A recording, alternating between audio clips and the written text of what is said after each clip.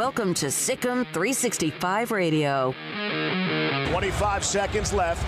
This will be from 38. The miss was from 38. Ross Matizik is the snapper. Kick on the way, and it is good! John Mayers, welcome to college football. That's his first career field goal. SicEm365 Radio is presented by IdealMRI.com. High-quality MRIs for $497 or less. IdealMRI.com. Your health is important, so is your budget. Peterson going for it, at least lining up to go for it.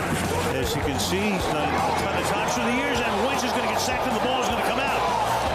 And that's Van Der Esch. The 3 o'clock hour is sponsored by Waco Custom Marketplace. Meats, sweets, Texas treats, and a cut above the rest. 425 Lake Air Drive, Waco. Yeah, we've already watched a lot of film of those guys, and they're both really talented, so we have to come with our best. We have to make sure we're sound in tackling for Bryce, and then we have to know that Brock Purdy likes to pump fake, so whenever he runs the ball. So we're taking those cues and we're preparing for them. Here's David Smoke, Paul Catalina, and Craig Smoke. All right, here we go on this day after the election, although it seems as if right now, and I did not know this, that the United States government hired the Big 12 replay booth to decide the election.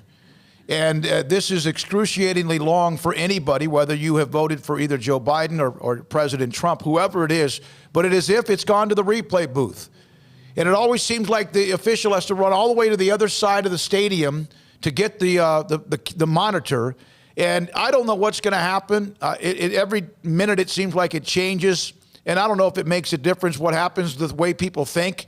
Those who've been miserable are going to be happy, and those who have been happy might, I don't know, maybe they're miserable. I don't know, but it is amazing in this day and age of technology that it can be so convoluted that you don't have an answer 12 to 15 hours after, or even longer, after the polls close. Well, I mean, I would just say I think we as Americans probably set ourselves up for disappointment thinking that this was just going to be clear-cut and decided last night. There's not any timetable now. Quite frankly, I just told everybody before we got on air here that I had just seen a tweet from Nikki Lattarulo. I don't know where she had seen this, but apparently North Carolina's remaining ballots won't be finally tallied until November the 12th, which is 8 days from now.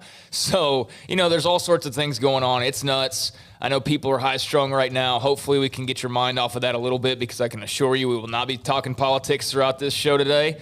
None of us care to do that, and I don't think any of y'all care to hear it. So, yeah, it's a waiting game for everybody. Like I said yesterday, I'm not somebody who's like hardcore one way or the other. I'm about middle of the road guy as possible, and I just say God bless America. However it turns out, I hope it's what's best for the country, and that's all I care about. So I couldn't wait. I've been waiting to say that now, and I think I got a chuckle. I'm not sure out of the 2-3 youngins, Armstrong and Drake, and also obviously Jack is here today in studio, and I am going to at some point. I told you guys this. CJ's not here. He's always here a lot too. A picture from behind the scenes of what you guys are doing, how you're the maestros of this show.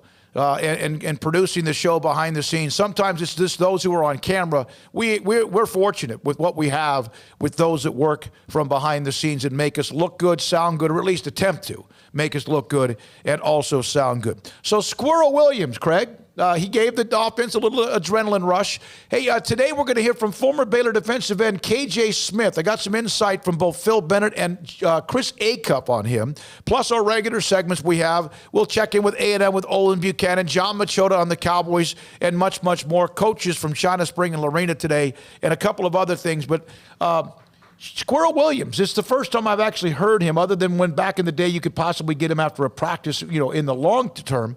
But enjoyable. We'll hear from him in just a second, a couple of notes from him, and he did give them a little energy boost in the second half. I don't think there's any doubt that he did. He was one of the bright spots coming out of that game, and, there weren't a lot to really highlight after that game. I said it as we sort of went off air yesterday, and again, I think we've had a lot of good segments already this week, but J.J. Joe was really good a couple of days ago, and it boiled down to things that I said during the Matt Rule era when things weren't going well, is you can pinpoint the coaches, you can talk about this, you can talk about that, but ultimately the players have to make plays. And they came up just short of making a couple of plays on Saturday.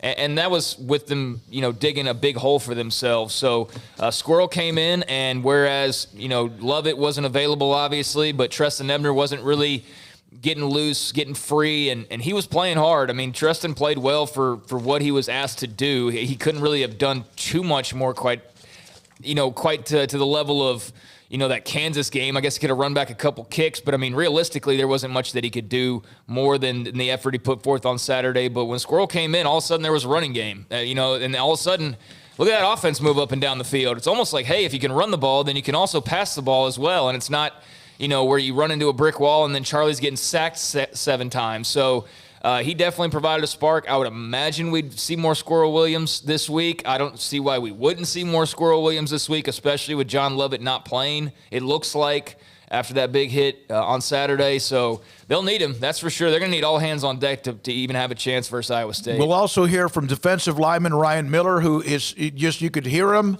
He's mature. The position he plays, he was back and forth, offensive line, defensive line at South Lake Carroll. He really he addresses Dave Aranda and what he said to the team following the game and the loss to TCU. So we have a lot to get to today. Also, just to note, we had Joe Williams on, former Baylor corner yesterday, who's here in Waco as a personal trainer, working with young kids, prospects to be at next level. KJ Morton, who was the other JUCO corner who came in, will join us on Friday. He'll be a part of the show on Friday, and so that's also a note. Football Bob today at 5:30, so we are locked and loaded. So Paul Catalina will be here in a minute. He had to get on the phone with something to do with something he's involved with. It's okay, but he'll be on in just a moment. I am wearing, by the way, a red, white, and blue shirt. Have you noticed that today? I got a little bit of everything here. And so because it is all about the next day after the election, and although it might take us into the rest of the month or even December, so good luck with all that. Which is not anything new. No, a lot of people are acting like this is like, oh my gosh, I can't believe we don't have a decision yet. But I very vividly remember the Gore-Bush election and how long that took. Yeah, I mean, I remember that. I was old enough to have a good feel for all of that because I was about 17, 18, I think. So, it was drama back then, but now with the internet being as large as it is and everything else, I can only imagine what a circus this will be the next few days. The number to text and call, 254-339-1122. We'll take your text messages early. Here's Sqwirl Williams here. I asked him a couple of questions. Jerry Hill asked him about his nickname. Your thoughts about what you hear from Sqwirl and how much of a lift, especially with John Lovett right now in the concussion protocol. Obviously, Treston Ebner made the big play down the sideline that almost scored, but his tippy toe was out of bounds. And he did play very energetic and obviously with big effort. Lovett never had a chance. He was knocked out almost immediately. So here is Sqwirl Williams and my question initially about what he gave the offense in the second half. Sqwirl, all throughout last year, one of the most talked about or asked questions was about you, even though you weren't able to very much be a part of everything. What has the wait been like for you to finally get your opportunity the way you did on Saturday, and what does it mean to you? With everything that happened last year, it took me a long time to get back going and everything with the injury. So coming back this year and being able to contribute to the team, it's been a real like kind of emotional on me, and the passion has been really there because I know I've been here for 2 years. So being able to get out there and contribute to the team and produce has been a real big thing for me. Could you feel what you were doing gave the crowd or whoever was there and even your team a lift? And what's that like to have that adrenaline rush that you can provide? It actually felt really good going out there, knowing that the defense was getting stops, me keeping them up and giving them energy, telling them that, hey, I got you guys just keep playing hard, and I'm going to do the best that I can. Me and the offense want to do the best that we could to get this thing going. So that's Sqwirl on the opportunity. And then also on the spark he gave the offense in the second half. And yes, there's legitimately the question, well, was TCU kind of starting to maybe lose their interest a little bit? And that's a possibility. That wouldn't be fair to the offense because they did start making plays, but that could be at least a part of the discussion. And then there's the question. It's his nickname. Here's Sqwirl Williams. So when I was around 6 years old, I spent the summer with my grandparents. My great-grandparents passed away maybe 2 or 3 years ago. But he had a weird farm with a bunch of different animals, and one of the animals he had in there was squirrels. He had a cage of squirrels. So he put me in this cage, and he told me if I caught a squirrel, he'd cook me a great dinner and everything, buy me donuts the next morning. So I got into the cage, and I stood in there maybe 15 or 30 minutes before I caught a squirrel, and it just stuck with me. He told my dad the story, and my dad just took the name and he reworded it and everything, and it's just stuck with me ever since. Stuck him in a cage with squirrels. It's Rocky chasing the rooster or whatever. It's a great story. And I always, sometimes you get names, nicknames, whatever. How does it, comes from grandparents, uncles, whoever. Sometimes your best friends give you that name as well. So that's Sqwirl Williams, who did give them a lift, a spark in the second half. Also, and Paul Catalina's back. Also, Ryan Miller. We're going to hear most, if not all, of what he had to say today. And listen to him, because there's a young man that gets overlooked, that doesn't get a lot of attention. But one of the things that I asked him was about what you heard in the postgame, that Dave Aranda addressed his team, and some of the players then got up and also said, wait a minute, this is also on us. And what was that like? Yeah, so Coach Aranda pretty much just, he said, hey, this game's on me. Like, I didn't get y'all ready to play, which, it's never, in my opinion, losing a football game is never one person's, fault. It's either everyone or no one, right? So I agree that we've also got to go play. I mean, coach, you can only do so much as a coach, but the reality is, like, he's not the one wearing a helmet and has shoulder pads and has to go tackle, block people. Like, we've got to go do those things and execute and do the things we've been coached to do at a high level. So, and I think we're getting there. I think, it's been difficult, obviously, like with COVID and all this stuff. And I'm not really trying to make excuses for, what's happened thus far, but we just got to go execute. So that's Ryan Miller. Most of all of what he said, he's a fantastic part of it. Sqwirl was great too, and so was McVay. Today during the media session, the Baylor football players media session. Also, Scott Drew and Maceo Teague had a Zoom session. We'll hear from them later in the show as well. Paul, you heard the Sqwirl part. Craig, you were about to say something before I pitched to Sqwirl, I think, in his nickname, or Ryan Miller. Yeah, well, I mean, for TCU's lack of effort or whatever, I don't want to give them credit for that and make that out to be the reason. I mean, Sqwirl bounced off dudes going to the end zone. Yeah. So, I'm sure TCU had a false sense of confidence, but at that point in the game, I don't think Gary Patterson was sitting there going, no, it's cool, guys, it's cool, because he sure seemed pretty frazzled for a guy who had just won a big football game against his rival and done so in convincing fashion. He was not happy with the way that they finished that game. So, yeah, maybe there was some of that, but I also just think that was Sqwirl Williams doing his thing. No. And that's where the credit needs to lie more than anything. And the offensive line did a good job of opening up a big hole for him. But it was cool to hear from him today, cool to hear the background to his nickname, so now everybody knows the answer to that question. And hopefully, we just see more of what we saw on Saturday from him. When they opened against Kansas, you thought they would win the game. When they played West Virginia, we all thought probably good enough to win that game. When they played in Austin, I think even though with the delays and lack of practices, there was a little bit more uncertainty, but thought there was a chance, a legitimate chance they could go in there, and if they make a play or two early, win that game. And then I think, no question, last week against TCU felt like that game. You could win that game. I don't have anything, none of that in me. That's with all due respect to these young men and the coaching staff. There's no part of me that thinks they can win at Ames, Iowa. No, I think that's going to be a tough sled. They would have to be really, really focused and really, really getting back in that rhythm that they haven't back in the rhythm in any rhythm at all. And it'd have to be one kind of, gigantic swing up to no rhythm. I think that they'll probably, just because I'm a little bit optimistic and I like what I've heard from all the players, I think that they'll play better-ish, but I'm not expecting any kind of slobber knocker of a game.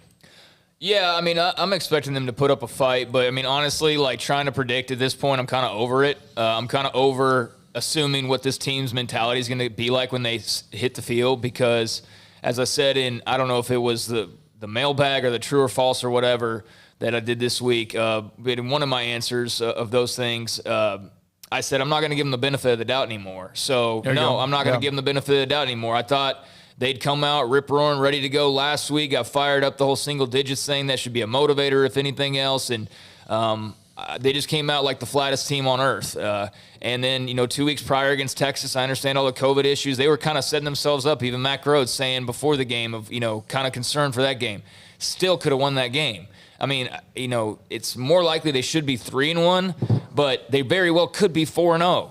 And the only reason why they're not 4-0 is because of their own mistakes. And so I'm just not going to count on a team who has basically put themselves in the position to lose 3 games without so much of what the opponent is even doing. I'm not going to entrust that they're going to then go to Ames, Iowa and suddenly have it all figured out and play a complete game, because I just don't believe that they are capable of doing that right now. And I'm not going to believe it because I believed it for 3 weeks and was wrong every time, and I'm not going to believe it until I see it. But I will say about what Ryan Miller had to say is that's what I kept preaching yesterday and at different times throughout this season so far, and what I was screaming during the Matt Rule era when people wanted him fired after 1 year. Coaching, yes, needs to improve. Things behind the scenes, I would assume, probably need to improve, get some clarity, what have you. But ultimately, you have to go out there and make some plays. And, Kalen Barnes almost made one, but he had a cast on his hand. But, they did make a couple of plays in that game, and look what happened. All of a sudden, TCU tightens up. All of a sudden, the defense gets stops. All of a sudden, the offense starts scoring. You work in conjunction with another, and they really haven't played three-phase football at all this year. Because even in the Kansas game, you could argue that the offense really didn't have to do too much. Right. That was mostly special teams and defense. So they have yet to play a complete game this year, and they played 4 of them. So maybe they do it this weekend, but they would be doing it in Ames against a very, very good Iowa State team. So I don't even know if it would be enough. But at this point, if you want to go win football games, if you want to play spoiler, don't rely on the X's and O's. Go play beyond the X's and O's and make something happen rather than waiting on something to happen. All right, we'll hear the rest of Ryan Miller today at 4. Craig will have our high school football Q&A at 4:20.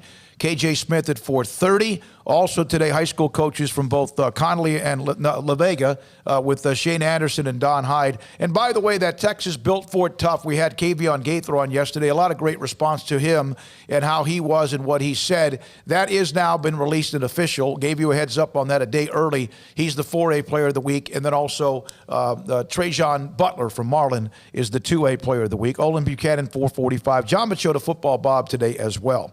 Paul, you missed my opening line. I mean, you're the comedian, but my opening line was, I should have warned America that the presidential race officials hired the Big 12 officials replay booth to decide the election, and that's what the delay is, because that's a never-ending thing. So that's where we are. Ironically, none of those states are in Big 12 country. Now, I know most of them are Big 10 teams that are involved in this. Yeah. Also today, a couple of NFL notes of interest. Cowboys are definitely not going to go with DiNucci against Pittsburgh. At least that's what they're saying. It's either Garrett Gilbert or Cooper Rush. Josh McCown has been signed by the Texans. That's a really good thing for the rest of the year, you would think, with Deshaun Watson, even though their year is turned upside down. And Matthew Stafford has been placed on reserve COVID-19 by Detroit. That story is there as well. Also, 254-339-1122, the number to call. We'd love to get your feedback on Sqwirl, Ryan Miller, what Craig or Paul have said, what I've said as well. One other note, high school football. This is kind of sad. It's going to happen more often. It's been happening. I saw this, that Coleman ISD has shut down the school district sports until 11/20. They had qualified for the football playoffs. They're done. They were going to play the winner of De Leon and Goldthwait in the second round or the first round of the playoffs. That's an automatic, you advance. And San Saba, who's kind of in the distance part of our area, just played Coleman. So you wonder if they're like, oh my God, what about us? So that's also a story that's out there. And I have to go with this. Kiner Falefa and Joey Gallo win Gold Gloves for the Rangers. I watched them so little this year, I never knew that they were even up for that. And Mookie Betts, of all people, has won his 5th consecutive Gold Glove. Good for Mookie Betts, a great player for the world champion Dodgers. What a great player he has been. The best defensive right fielder that's ever lived, yeah. And just, if the Rangers ever got a hold of him, they should just never let him go. Yeah, if you ever had Mookie Betts and you let him go, you have to wonder your sanity level. of who you are as an organization, and also 254-339-1122 if you agree with us about Mookie Betts. I just got some really, really good news, so I'm not going to let you. Yeah, your car's okay, right? Well, no, but the other driver is 100% at fault, so now we have to pay a deductible. Yeah, so. That's good. You have to buy a new car. I do, but at least I'm up 1,000. All right, go to the lines today. Again, your thoughts, Baylor, Iowa State. I have no expectations. That's not to be like, it's just I don't. I mean, like Craig said, we've kind of given them the benefit of the doubt. Now they need to kind of show us who they might be for stretches at a time. And I don't want to have to sit here and say, and I understand there's been interruptions and there's been COVID and all, we know that. That's been the case for everybody. So now what? So now what are the answers?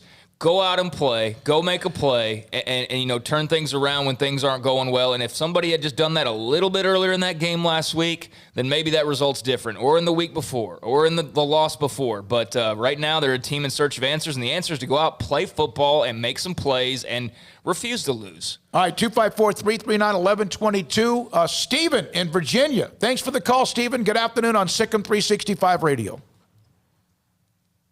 Good afternoon, guys. Before I talk about Baylor, before y'all start talking about Mookie Betts as the best right fielder of all time, he's got defensive at least. He's going to have to win as many Gold Gloves as Clemente did. Clemente won 12 or 13 in a row. I am a Clemente, absolute Clemente fan, and everybody that knows me knows that. Yeah. So that would just be my guy. But on Baylor, I would say there are three things. We've got to learn how to manage expectations, learn to make adjustments, and see what next year is going to be like. We got to let multiple people play on offense, except for Charlie. I think we know now that Charlie's not coming out of the game. So that means Larry Fedora has got to take what worked from the fourth quarter last week and incorporate that in the start of the game this week. None of this throwing 3-yard out to running backs in the flat. And then seeing where it's going to be next year, because it's already been a little bit of a down year. It's okay with me if we really accept the fact that this is supposed to be, a year that doesn't really count. If there's one year you can be bad, it's the year that it doesn't really count.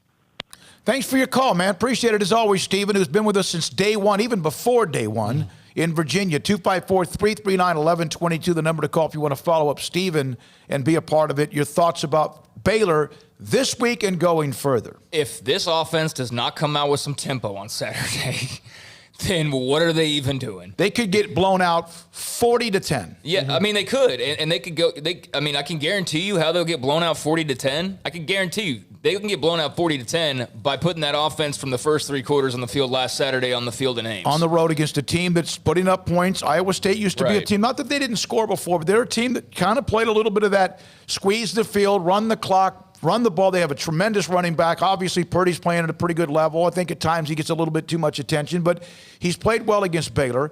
And they do well when it comes to forcing the field and getting a cheap touchdown or what I call field position. And so if you don't move the ball early, you could be squeezed immediately like you were against TCU. Yeah. Ryan from Irving, go ahead. What I was just going to finish saying is that, you have nothing to lose if you're Baylor. You have nothing to lose. You have everything to play for except for your, ultimate goals. You're going to have to push those back to next year, unfortunately, a Big 12 title, a national, championship contender type of team. That's going to have to go to next year. But as far as playing spoiler, as far as saving some face, as far as feeling good and ending the season on a high note, as far as doing all those different things, that's all still out there with 5 games left. And I said yesterday to one of his points, Yusuf Terry flashed. Let's see more of him. Craig Williams flashed. Let's see more of him. Ben Sims, we'll see more of him.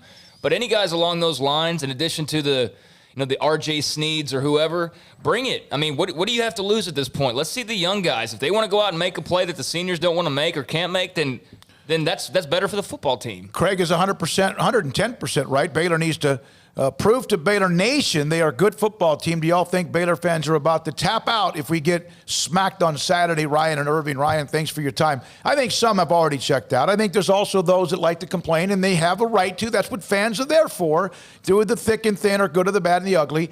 And I think some are now probably almost like what I said. I'm not a fan. I cover them. That you kind of just Show me. Well, show me. But there's still a lot of loyal people out there. There are tons of loyal people, the majority of them. But be wary of the person who said the same things during 1-11 and then was the biggest fan in the world the following 2 years. Because there are a lot of people, a lot of fans like that. I'll never be a fan like that. That, you know, I'm supportive when it's great and I'm out the door when it's negative. No, but there's a lot of passionate Baylor fans that have stuck through, and they know that this will turn the corner. It just may not be this year. I'm going to say another thing. We've talked about what the lack of spring drills, Paul and Craig, and 254-339-1122. We've discussed that, how you did not have that. Well, a lot of others didn't have it either. Most everyone didn't have it. But you're talking about first-year head coaches. Most of them are all struggling. There might be one that's had a above 500 record. And I'll give Tim a 247. I think he's the one that put up that graphic. I saw it on Twitter. So we've also discussed this. I asked Dave Aranda about the time and spent time, quality time with parents and family, right, during the off-season camps, practices, meet the Bears, whatever. Here's something that I think we need to also think about. It's not an excuse, but it is something that I get the feeling that just now there are some coaches on staff who now understand what other coaches on staff want or like. They're 4 games into the season. I know a lot of these guys have been coaching for a long, long time. Some much longer than others. But, you know, there's a little bit of that when you can go through spring drills and sit around and watch film, and it's a little bit less, it's a lot more relaxed situation throughout the offseason. I'm wondering if there's been not a disconnect. I'm sure there's been some, give and take. I don't get the feeling, no matter what you may read or whatever, that there's any kind of anger among the staff. There's frustration, sure. But I also think that they're just now, like, for example, let me ask you this. You think Sean Bell is just now starting to understand what maybe Larry Fedora likes or George Munoz likes or any of Powledge likes? This is the first real, 10 weeks of Dave Aranda head coaching industries. If he was starting a business, this would be the 10th week he'd really had it. Really had all of his employees together. That like all this other stuff was essentially planning meetings and all that. But the executing what they want to do, it's only been 10, 12 weeks together. It's not been that long at all. So because they haven't had that time, there's going to be in the coaching staff things that you don't know about. And Dave Aranda has coached with some of these guys before as a fellow assistant or as an assistant under somebody or with somebody, but he's never been the chief executive of that staff. And some of these guys he's never coached with at all. So there's a learning curve. Smokey, when you and I started doing a radio show together, there was a learning curve of, okay, this is what he expects from a radio show. This is the kind of radio show he does.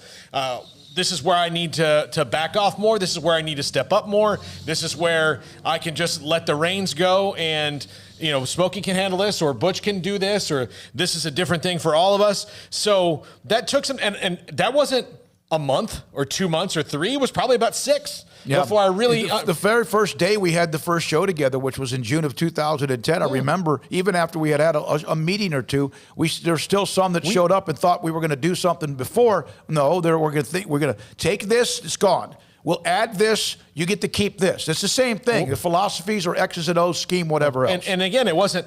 And we were in the building together every single day. I mean, so we had that advantage to get to that point. They didn't, and so, then it got to a point where you never had to say a word. No, we knew exactly where everything was. It's what we do now. Craig does a show with us. He didn't do a show with us before. It was pretty quickly. We got into this pretty quickly, and I think it was because of the situation and also where we were. It was very, very low key as far as where we hosted the show from at your place, but. Yeah, it's not easy. There's still times we give or take, There's times when I go and Craig's about to say something. There's times when he may ask a question and then I might start. He still has more to go. I'm learning that too, or a follow-up question to a guest we have on the show. Yeah, and I would also say that, there's plenty of valid reasons, COVID interruptions, the lack of practices, the lack of spring ball. If you did a dry run of a show for 3 weeks or an entire month before you actually did your first show, I would imagine that would sound drastically different than just doing your first show without any buildup like you guys were saying. So that's basically spring ball, is they had a whole month of dry run that they never even had a chance to. So they just debuted the show, the first game of the year. And that was with all sorts of interruptions and changes and things like that. But take into account as well, and not offering excuses, but just offering things to actually sit and think about rather than knee-jerking over every single thing and wanting to fire people the moment that things go badly. You just saw two coaching staffs prior to Dave Aranda that were about as tight of coaching staffs as you could possibly have in college football back-to-back. Art Browse had half his family on his coaching staff, knew all those guys, had coached with them for years and years and years, all the way down to the high school ranks, or they played under him, for God's sakes. So that staff was tight as you can be. And then there's Rule staff. They played together. They coached together. They were around each other. I mean, like, they're best friends. And so, yeah, you had your Joey Maguire or your Sean Bell that had to come in, but that was all basically the Temple staff or guys who had been at Temple prior to that or had worked with Rule somewhere along the way. That's not the case with this staff. Sure, there's a couple guys that were with Aranda for a couple years at LSU or whatever, but they're kind of coming from all over. And so that does take time. That's a melting pot that they got to get figured out, whereas the previous two staffs, it was pretty seamless because they were already pretty much intact and knew one another. If someone called somebody else on a Sunday evening, they knew what they were probably calling them about. Mm-hmm. They probably did. 254-339-1122. All right, I don't know if we should do this or not, but the auto screen says, hey, what's up, Paul? So I'll take it from Anonymous. You're on SicEm365 radio. Hello? Hello? Yes, go ahead. Hey, I just want to say this is Baylor Bigfoot, at Baylor Bigfoot. And I just want to say that Charlie Brewer needs to ride the pine. We and the offensive staff need to unleash Garrett McGuire, Jacob Zeno, and Gary Bohannon. Garrett McGuire will be the next Heisman winner. I want Garrett McGuire to lead my team in the future. I'll hang up and listen. Yeah, that was something that just happened. That's a thing that happened in the world. It's out in the ether now. Thank you for your call, and thank you for your feedback. You know what's interesting is one of the storylines on Saturday was Garrett McGuire at halftime. Mm-hmm. You know, kind of like, what the hell are we doing here? That's what we said. I know this. Garrett McGuire, he hates losing because he came from a program like his father ran at Cedar Hill where they didn't lose much. And when they did, it probably didn't taste well. Nothing tasted good for a long, long time. So, you know, but he's not the next guy up. We know that. But he is a part of this. He's an integral part of this team. He can be have an impact in different ways. We had this on our Q&A or whatever you want to call it with that was asked of us. If, in fact, they go to somebody else, the next person up, and did everybody across the board say Gary Bohannon? If that happens? Mm-hmm. Yeah. I know it's in the premium section. I'm just giving you a tease, another reason why you should go and be a part of the premium membership. But that's who the next person is. And when you hear the chants or you get the feedback, it's free Jacob Zeno. But that's something, and I tried to get around to help answer questions for you about that in my conversation with him on Monday. All right, we have another segment to go. We got a break here, Paul. Yeah, we got a break, and then we've got to come back with a quick segment, and then. Hey, here's a stat about college football. Baylor had to go. What was it, Drake? Was it 28 days in between home games from Kansas until they played TCU, right? And now they have, or maybe it was 30-something, 35 days, and now they have 28 days until their next home game. Oklahoma has not played a home game and will not have played a home game until they play at home on Saturday against Kansas in 42 days. I saw that. That blew me away. Now, they had the neutral game, which kind of could have been home or away with Texas. That's always neutral. They opened up with 2 games in a row, and they still haven't played at home in 42 days. Baylor will be one of 3 out of 4 stretch they play at home. That game is on December the 5th. Just a note there.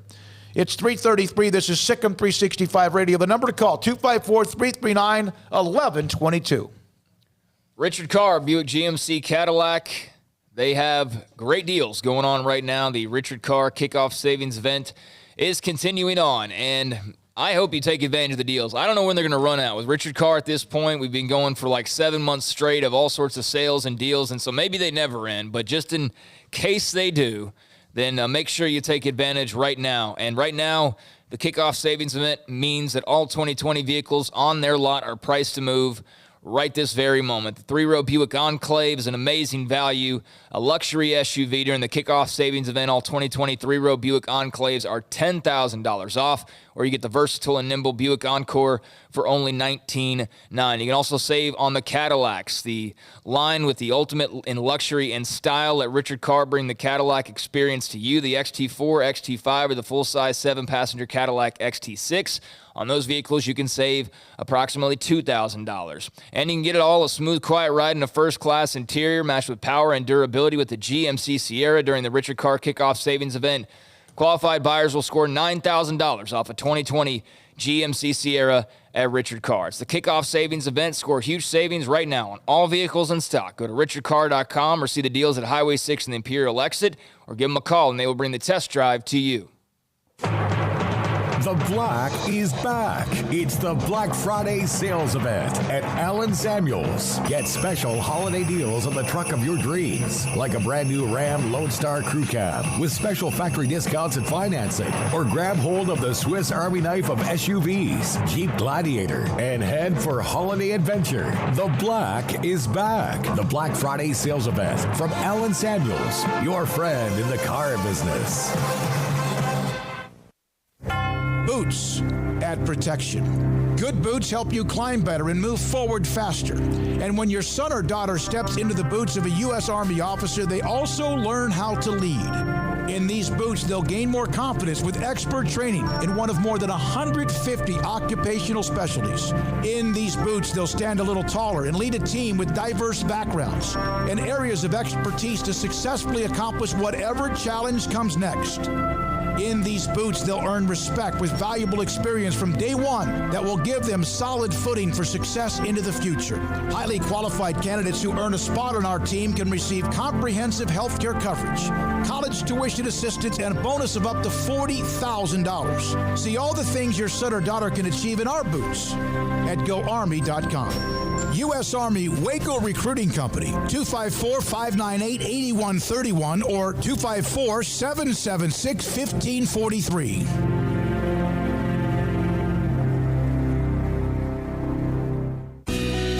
Camille Johnson Realtors guide you seamlessly through the process of buying your dream home or selling your current one. Commercial, farm and ranch, or residential, Camille Johnson Realtors can smoothly and successfully lead you through any transaction. With a team of 28 experienced agents who are excited about serving you, Camille Johnson Realtors services the entire greater Waco area. If you're in the market to buy or sell, contact Camille Johnson Realtors, 104 Midway Center in Woodway, or find them online at www.camillejohnson.com. Camille Johnson Realtors, elegant, charming, warm. Welcome home. It takes time to reach goals. It's a truth that applies to more than sports. It goes for your financial goals as well. You work hard for your money, and you deserve an investment strategy that lines up with your game plan. And Tom Albers, your Edward Jones financial advisor, can help. If your financial investments aren't putting forth the effort you desire, stop by today for a financial review. Tom Albers, 4301 Lakeshore Drive, 254-776-7605. Edward Jones, member SIPC. From the first workout to the last practice, sports is an incredible and rewarding challenge. Hi, everyone. This is Dan Ingham with the First National Bank of Central Texas, and we're proud to support each athlete, every parent, and our educators. From families, small businesses, to the biggest industry, we're here to help. With remarkable products like mortgage lending, we've got banking ideas that fuel big dreams. The First National Bank of Central Texas. Familiar faces making local decisions. Member FDIC, Equal Housing Lender. Parenting is full of surprises. You never know what to expect. So after our son was born, I called my Texas Farm Bureau insurance agent to set up a life insurance policy in case something happened to me. Sawyer is now 2. And we'll soon have a sister. There's no one else I would trust with protecting my family. Stop by and see our agents at one of our 3 McLennan County locations. Coverage and discounts are subject to qualifications and policy terms and may vary by situation.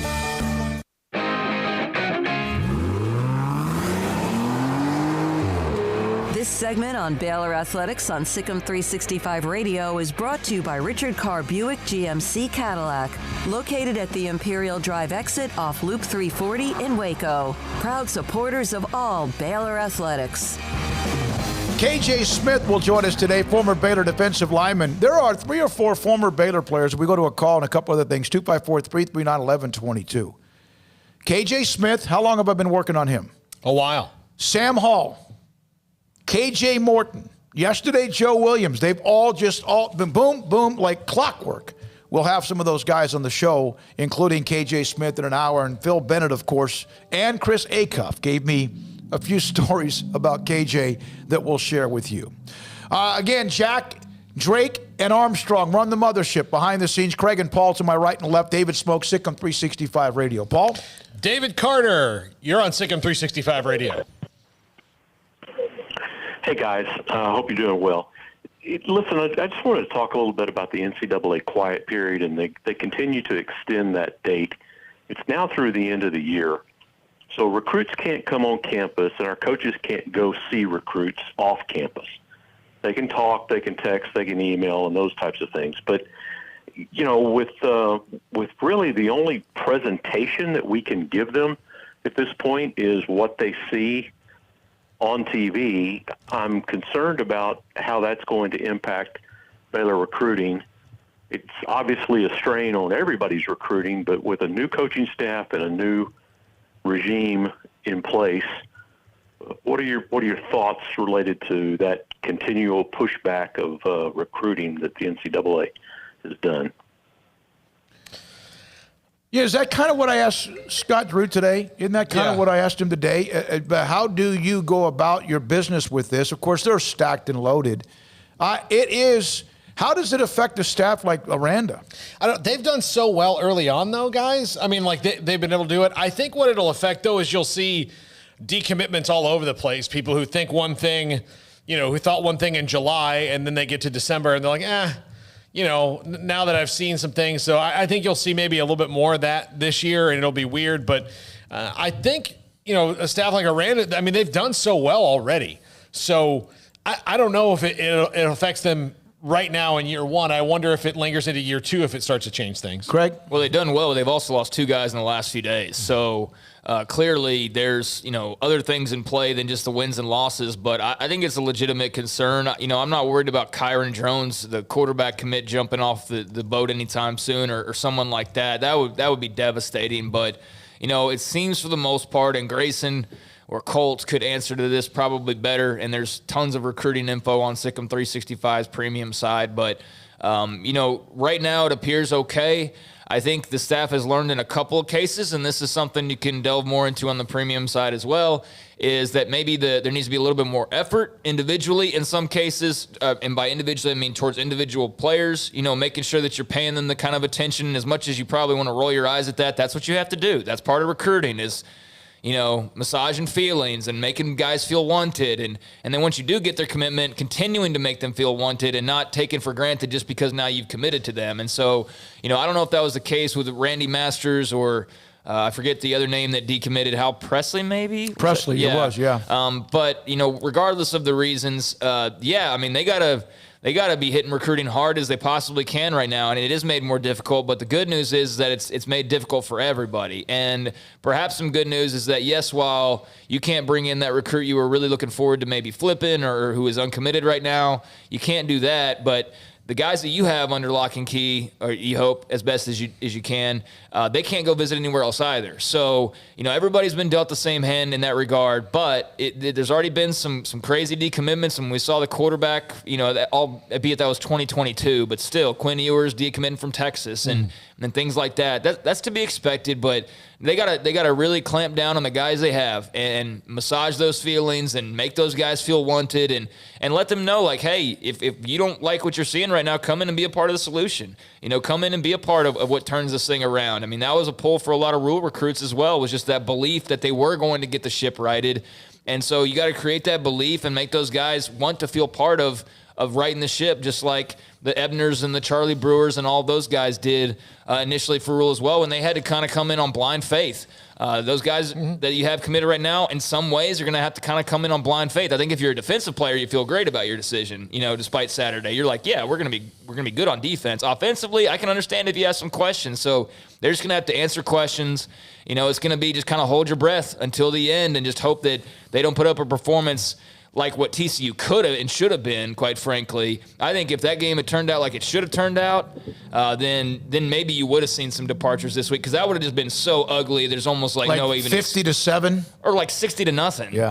Because that was where it was the trajectory was headed. I think where you really see the recruiting affected, because you're about to have the transfer rule that's about to be sacrosanct, and that's about to be forever, where you'll have the one-time transfer rule.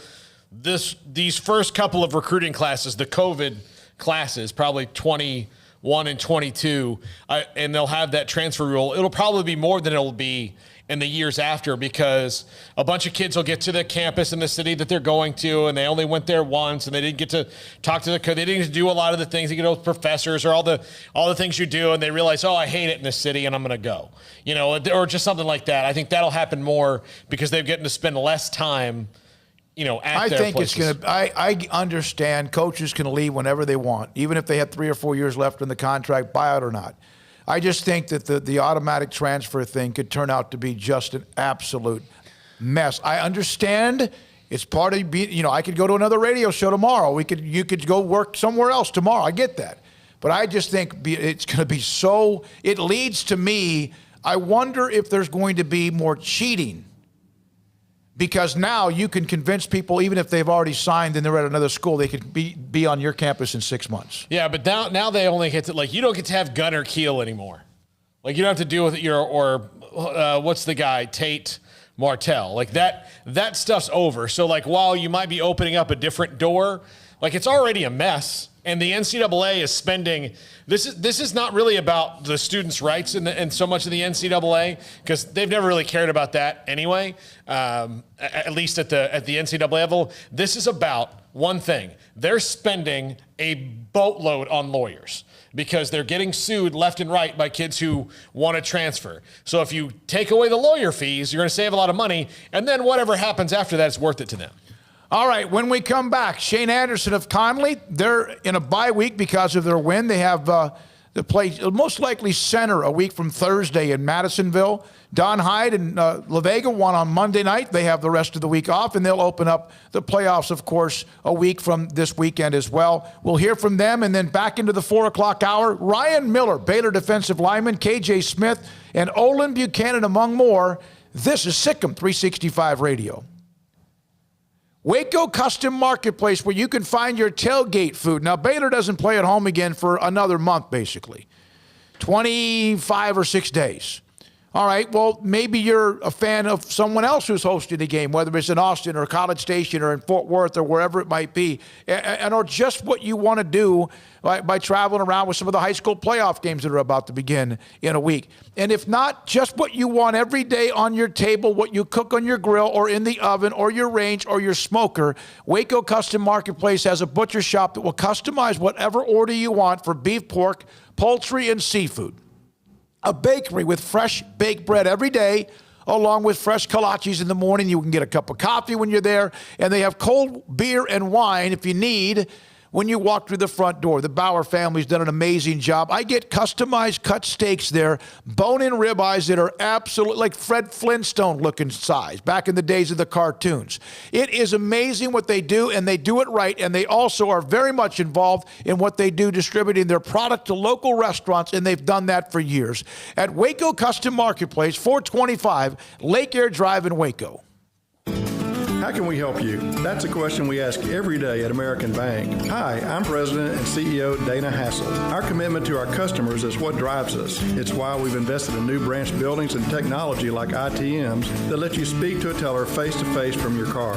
It's why we work with local businesses, helping Waco grow and thrive. And it's why decisions about your accounts and loans are made here in Waco by people who know you. How can we help you? Find out at American Bank, member FDIC. A group of over 30 physicians in Central Texas became frustrated seeing patients fail at losing weight themselves. They opened Muscle-Wise Nutrition. We've seen too many patients suffer from complications of obesity. Patients who have tried countless do-it-yourself diets, which often results in 25% of the weight they lose coming from muscle breakdown and muscle loss. We needed another approach, so we opened Muscle-Wise Nutrition. This is a coach-managed diet program to lose substantial weight, targeting fat while sparing muscle. Dieters are seen weekly by a coach who performs detailed body composition analysis. Please email us at SicEm365 at MuscleWiseNutrition.com, and one of our coaches will contact you promptly to get you set up for our free educational seminars. Lose weight by losing fat and sparing muscle. Start MuscleWise today. Contact us at SicEm365 at MuscleWiseNutrition.com. Texas board-certified personal injury trial lawyer and Baylor alum David Willis and Baylor alum Parker Willis are ready to help if you or a loved one has been wrongfully injured in an auto accident, SUV rollover, industrial accident, 18-wheeler crash, or were seriously injured by a defective product or recalled drug. Call them for a confidential and free case consultation at 1-800-GOT-HURT or visit them at texastriallawyer.com, principal office in Houston, Texas. Bird Culchin Ford has been in Waco since 1936. Ford, the #1 selling truck in Texas, 43 years running. And Bird Culchin Ford proudly supports high school football in Central Texas. And no better way to tailgate with a Ford than from Bird Culchin Ford. And are there better vehicles to tailgate with than the Ford F-150 or the Ford Expedition? And of course, you can get them new, pre-owned Bird Culchin Ford. Our sponsor of the Ford Tough Player of the Week, locally owned dealership. Online at bkford.com at 1701 West Loop 340 in Waco. Bird Culchin Ford. Southwest Sports Medicine and Orthopedics, the team physicians for Baylor Athletics, specializing in diagnosis and treatment of any and all sport-related injuries, celebrating over a decade of service to Central Texas. They tackle all surgical and non-surgical problems that arise from an active lifestyle. Trust the doctors that Baylor trusts, and when injuries sideline you, don't wait for Monday. Join us at 8:30 on Saturday mornings for a post-game injury evaluation clinic. Southwest Sports Medicine and Orthopedics. We get you back in the game. Hi, this is Conley football coach Shane Anderson. I'm a proud listener and supporter of the all-new SicEm365 radio show with David Smoke, Paul Catalina, and Craig Smoke. This segment with Connolly Cadets football coach Shane Anderson is sponsored by Masonic Construction, Sturdy Steel, American Bank, Graham Properties, Richard Carr Motors, Parsons Roofing, First Central Credit Union, Allen Samuels Dodge Chrysler Jeep Ram Fiat, Texas Farm Bureau Insurance, U.S. Army Waco Recruiting Company, Southwest Sports Medicine. Have you come down yet from Friday, 46-45, the two-point conversion, the craziness of that game, and how much that may have lifted your program at just the perfect time? Yeah, like I told the kids yesterday, we enjoyed it. Friday night, it was neat deal to be a part of if you've never been a part of one of those deals. And then Monday morning, it's just a memory. That's all it is. It's time to move on, and we'll always look back at that game and always remember it. But at the same time, we got bigger fish to fry now. Yeah, you do. And you have this week to kind of decompress. That's the word I use a lot. And you need it because it's been a push. And you guys might be playing your best football right now. So is it almost like you're torn to have the time off to get some bumps and bruises healed? Or would you rather be playing this week? No, I think a break's good. I think, just breaking up the monotony of, every day being the same, game week and, just breaking that up, giving them a couple days off this week, moving some kids around. We're tweaking some things, moving some JV kids up, moving some freshman kids up in some backup roles, and trying to get our best 22 on both sides of the ball that we feel like gives us the best chance to make a run. So, it comes at a good time, and I always like having a bye before the playoffs. It's kind of like, I told the kids this morning, kind of like a bowl practice week. Yeah, that's a great way to put it. And here you are. You're playing your best football, dramatic win against a rival. This has been a really hard season for everybody, not just your program, but you've also dealt with things, players walking out and players quitting. And, of course, there's the COVID thing. How have you, if you look back at this, how do you reflect back on where you are, knowing you hope to have many more games to come? Well, I think it just you got to put things in perspective in this profession. I think this profession's a calling. I think I think I'm here for a reason. I think this coaching staff's here for a reason, and I think that our job, yes, is to win football games, but at the end of the day, is to make sure these young men are good husbands, good dads, good employees and good people when they leave our program. And so it's not for everybody, and you're not going to be able to save everybody each and every year. But all you can do is just roll up your sleeves and go to work. And the way I tell our coaches, as long as they keep showing up, we got to keep pouring into them. and we're going to continue to do that. We've done that everywhere I've been. I've been very, very blessed to work for some really, really good head coaches that have taught me that, and that's just the way we run things here. And I think it's I know it's cliche, but it's a process, and you just got to stay with it, and then it all comes together, and then you start feeling it, you start seeing it, you start smelling it, and it's district football, it's playoff football, and it's just that time of year. Hi, this is La Vega head football coach Don Hyde, and you're listening to SicEm365 Radio with David Smoke, Paul Catalina, and Craig Smoke. This is your home for the best high school football coverage in Texas. This segment with La Vega Pirates football coach Don Hyde is sponsored by American Bank, Texas Farm Bureau Insurance, U.S. Army Waco Recruiting Company, Southwest Sports Medicine. Man, Monday Night Football, as you said, at Willie Williams, and you put on a show. What a dominating win. Era's back. Man, it feel pretty good as you go into this long break before the playoffs? Oh, no doubt. I mean, kids did a really good job staying focused. And, we played 3 football games in 11 days. That's hard to do a lot of times. But our kids really did a great job preparing, both mentally and physically. And we were able to come out and execute the game plan really well last night and get out of there with a win. The fact that he's back, Rawls is back at quarterback, it's got to be a relief. It also gives Jordan a chance to go do what he does well, which is anything. And you threw the ball extremely well as well. Yeah, I mean, when you get a, Jordan did a fabulous job for us filling in the quarterback, but Jordan's not a quarterback. I mean, Jordan's a running back, a linebacker, and a safety. And so anytime you get a guy back that's got substantial reps at quarterback and got experience playing quarterback that can throw the pass out there when the box is heavy and not throw the pass when the box is not heavy. And, he just executes our offense so well and does a great job of throwing the football when we ask him to. And last night I think he was 9 for 10 for 270-plus yards in the first half. Didn't take a snap the second half with 4 touchdowns. And so, I mean, some of it's quick passing game that he's doing on the field himself, and some of it's called routes. And so he just did a fabulous job and gives us an enormous bonus. Don, you've learned a lot about your team. You've had all sorts of adversity from trying to get games, 3 games in 11 days. You lose your starting quarterback. You have a couple of losses, but you play good people. Those are always good people. What have you learned now, and how proud are you of how everyone, including you, your staff, have handled the last 3 months or so? Well, I know. There's common knowledge out there that kids are resilient, but I'm just here to tell you that the kids at La Vega High School are very resilient, and they make adjustments on the fly. They make adjustments week by week. They come every day ready to get better, and so I'm just extremely proud of them and the things they've done this year in order to get to where we got, as well as our staff. And I mean, our staff's done a really good job of keeping things under control, and our superintendent's got certain protocols on us that she makes sure we got set forth and do every day, and our staff has done a really good job of keeping our kids safe health-wise and doing a great job preparing them to play football on Friday nights. 3 games in 11 days, so you get kind of not so much a bye week, but anyway, it is an off week before you start the run that the expectations and standard of this program are that you play a long, long time. How do you handle this week now that you've played and you have a few days off? Well, I mean, you say you got a few days off. We'll probably run and lift our kids a little bit and, give them a couple of days to get their legs back under them. But, I mean, I plan on, when I get through talking to you, trading film with Western Hills, who will play here at Willie Williams Stadium Friday, November the 13th.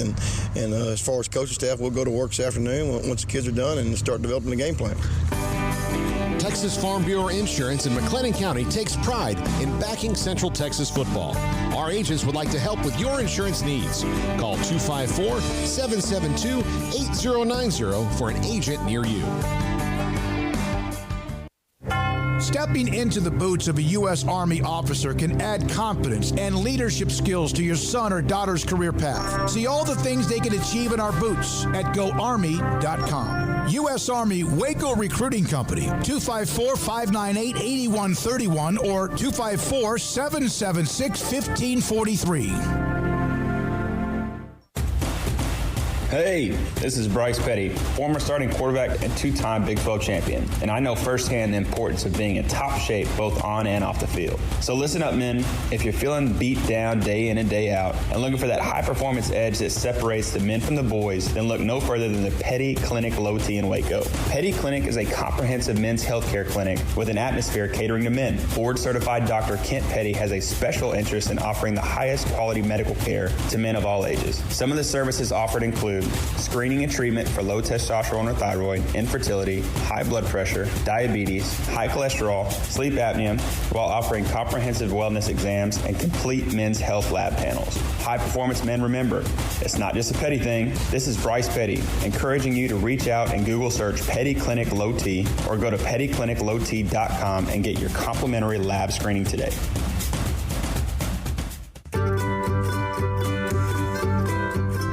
You want to know why Stonewood Dental is so successful? Listen to what happy customers have to say. Pleasant. It's different than any other dentist office. I really feel like they care. And it's not that you're here for 2 hours waiting on someone to take care of you. It's quick and easy, and I bring my kids, and my kids love being here too. They really love the treasure box. Staff is really nice and accommodating, real friendly. You feel more like home. It's not sterile looking. Everybody has their own personalized rooms with decorations and decor, and they'll even have a blanket for you when it's cold. I've recommended people to actually come here, and they are patients now. I really love it here. It feels like family. Learn more, stonewood-dental.com.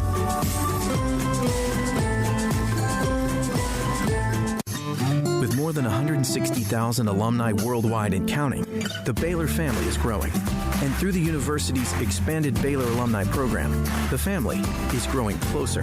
With hundreds of local volunteers planning events in cities and towns around the country, you can gather with fellow Bears no matter where you are. So, get connected, get something started, get involved, and make plans to get together with Baylor alumni.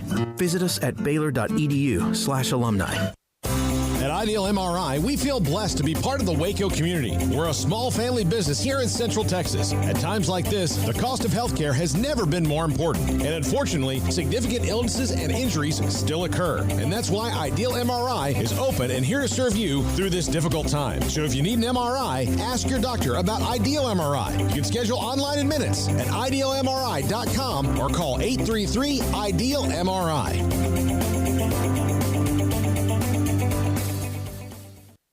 Welcome back to SicEm365 Radio.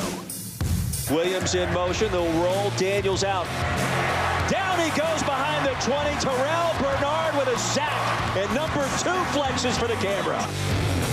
The 4 o'clock hour is sponsored by Boozer's Jewelers, the wedding ring store, specializing in custom jewelry and repair, all in-house. Now here's David Smoke, Paul Catalina, and Craig Smoke. All right, this 4 o'clock hour pretty busy. At 4:30, KJ Smith, former Baylor defensive lineman, defensive end, and he could put some pressure on you now. And he also could play inside, a very strong player. Got some really interesting stories from Chris Acuff and Phil Bennett about him. He'll join us today at 4:30. KJ Morton will be on with us 4 o'clock on Friday, former cornerback for Baylor. Also at 4:20 or so, Craig Smoke, Paul Catalina, and me will and I will start kind of looking over the high school football landscape, and Olin Buchanan on A&M at 4:45 today. Football, Bob, 5:30, 5 o'clock, of course, John Machota. I saw where Ezekiel Elliott had a slight issue with his hamstring and missed practice today, although, again, that could be precautionary. That would sum it all up, right? If I was him, my slight issue with my hamstring would get way, way worse before the Steelers. Paul, who would they pick right now in the draft if they had a top 5 pick? You got to think defensive line, because that's their absolute biggest issue. Is there a kid from Oregon? Offensive lineman. Oh, okay. Penny Sewell. So that's how much there's a guy from Michigan, I think, that's pretty high up. I can't remember his name. He's got a kind of a different name. I think he might be the guy, but I mean, whoever the best defensive lineman that's going to be in the draft in that top 5, that's probably who they're going to have to pick.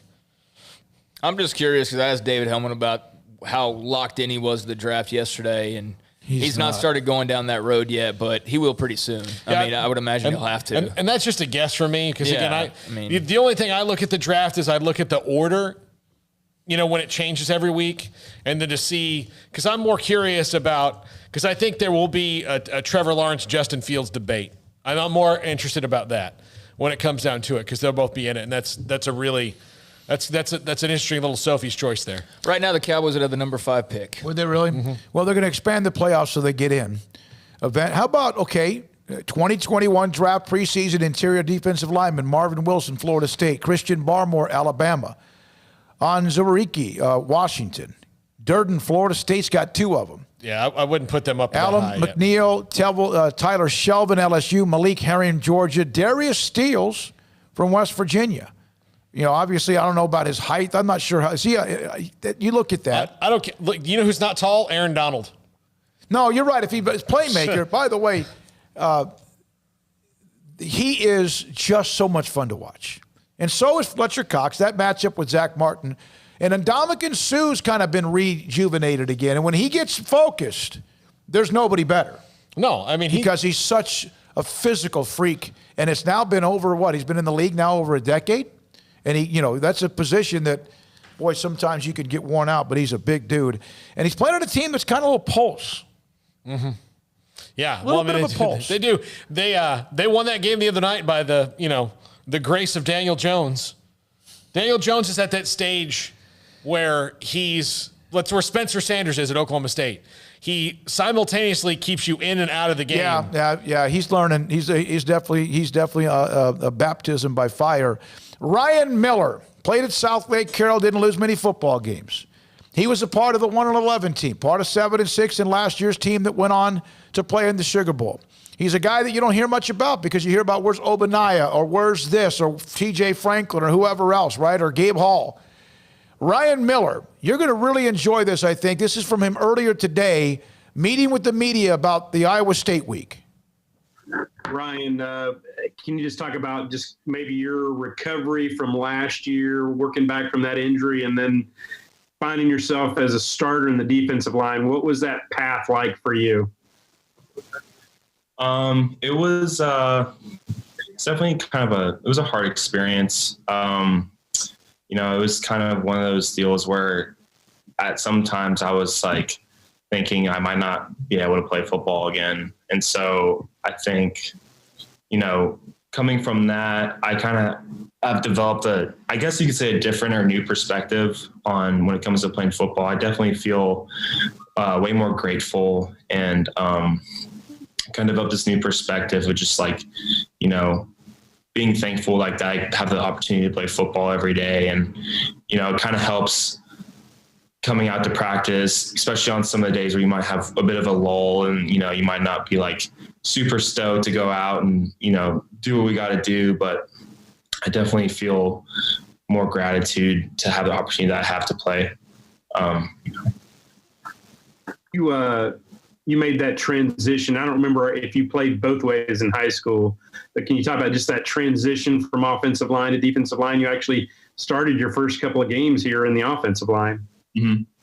Yeah. So in high school, I played almost a very similar situation. I started at right tackle my sophomore year and then played D-line my junior. And then my senior year, I played actually both ways. I played center and I also played nose guard. And the ones being recruited under Rule, one of the things he talked about was, hey, recruiting, you play center, but we also know that you play D-line and, that's something we're taking in consideration, which I guess was a bit of an incentive, I guess you could say. And so I came here and obviously I think there was a bit of a depth, I guess you could say, issue or whatever. And I had to play early, probably before I was ready to play, to be quite honest. But, I had the assistance of guys like Pat Lawrence and Blake Blackmore and Tecklenburg, and that was very helpful with that whole process. And first 2 years played O-line, then going into my junior year, asked me to play D-line. And so I think I was, pretty ready to make a move like that. I think, I personally like playing D-line more. I think it just fits more into my personality as a football player. And I'm really happy with my position and where I'm at right now. Coming from that background as an offensive lineman, can you maybe fully grasp what some of us are seeing this year in terms of that offensive line? It's hard to mesh when you don't get that practice, when you don't have the same guys. That's a hard group to kind of get cohesion if you're not practicing together all the time, right? Yeah, the offensive line is, one heartbeat, one muscle.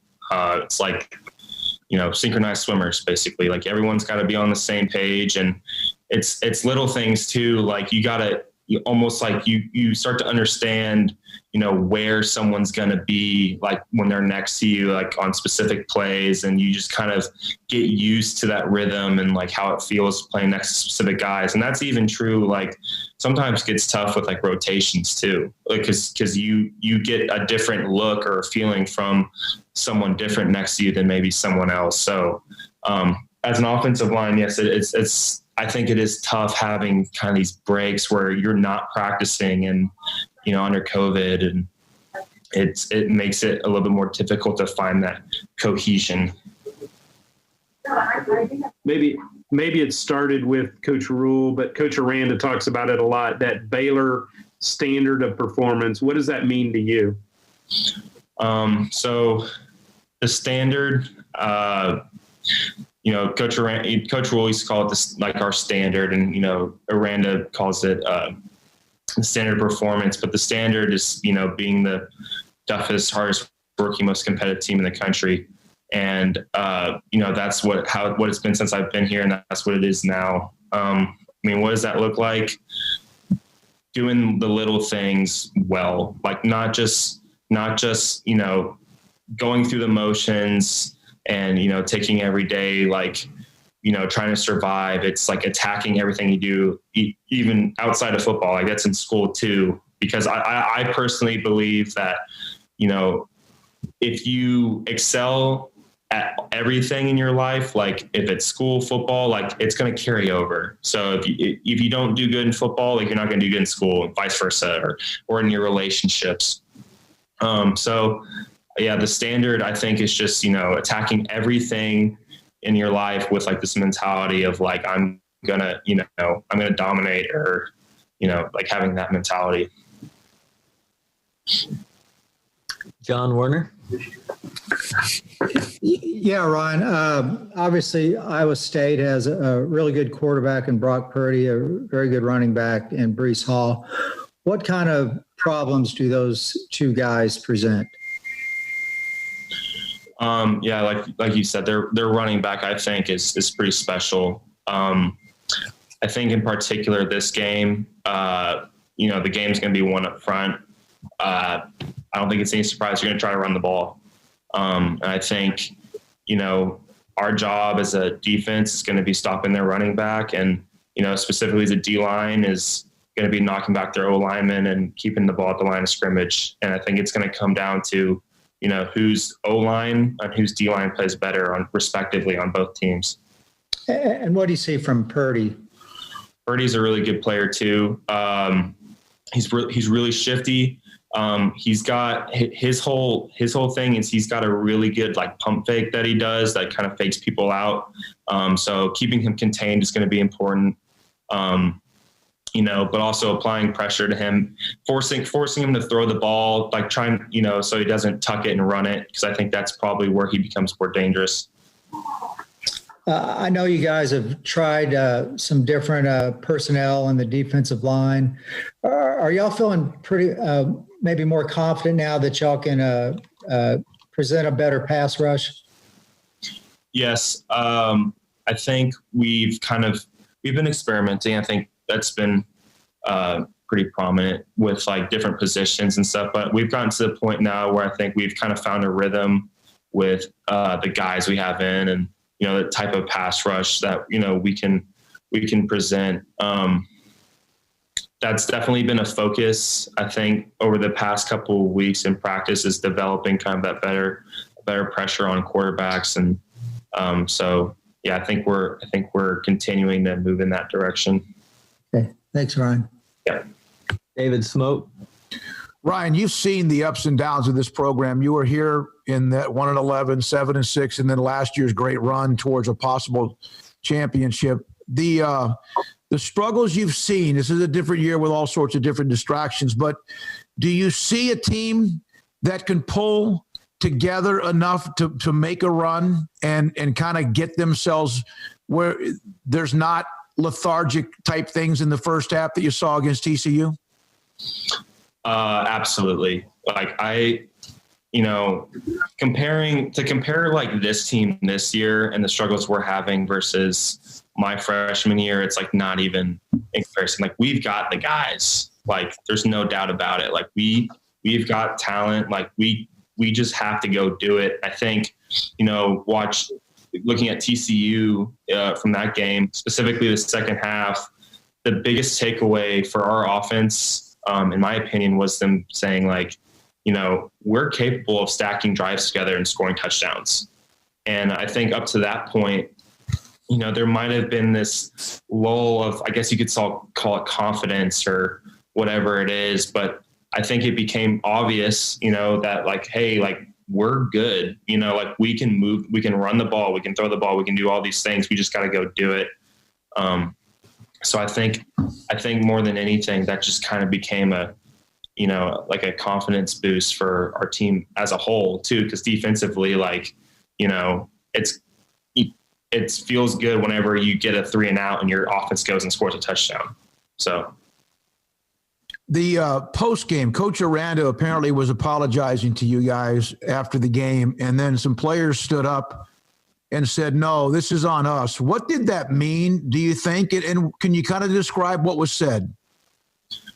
Yeah, so Coach Aranda pretty much just, he said, hey, this game's on me. Like, I didn't get y'all ready to play, which, it's never, in my opinion, losing a football game is never one person's, fault. It's either everyone or no one, right? So I agree that we've also got to go play. I mean, coach, you can only do so much as a coach, but the reality is like, he's not the one wearing a helmet and has shoulder pads and has to go tackle, block people. Like we've got to go do those things and execute and do the things we've been coached to do at a high level. So, and I think we're getting there. I think, it's been difficult, obviously, like with COVID and all this stuff. And I'm not really trying to make excuses for, what's happened thus far, but we just got to go execute. Matt Roberts. You're right. You touched on it a little bit, but just for the confidence level for not only the offense, not only the defense, but for y'all to stack drives like you did in the second half the other day, how important was that from just a full, you touched on it a little bit, but just the full team coming together and saying, we have dudes on both sides that know how to do this? Yeah. So kind of was referring to earlier, like our offense kind of found like that, I guess you could call it mojo, like, like where they get in a rhythm and they start moving the ball and it's, they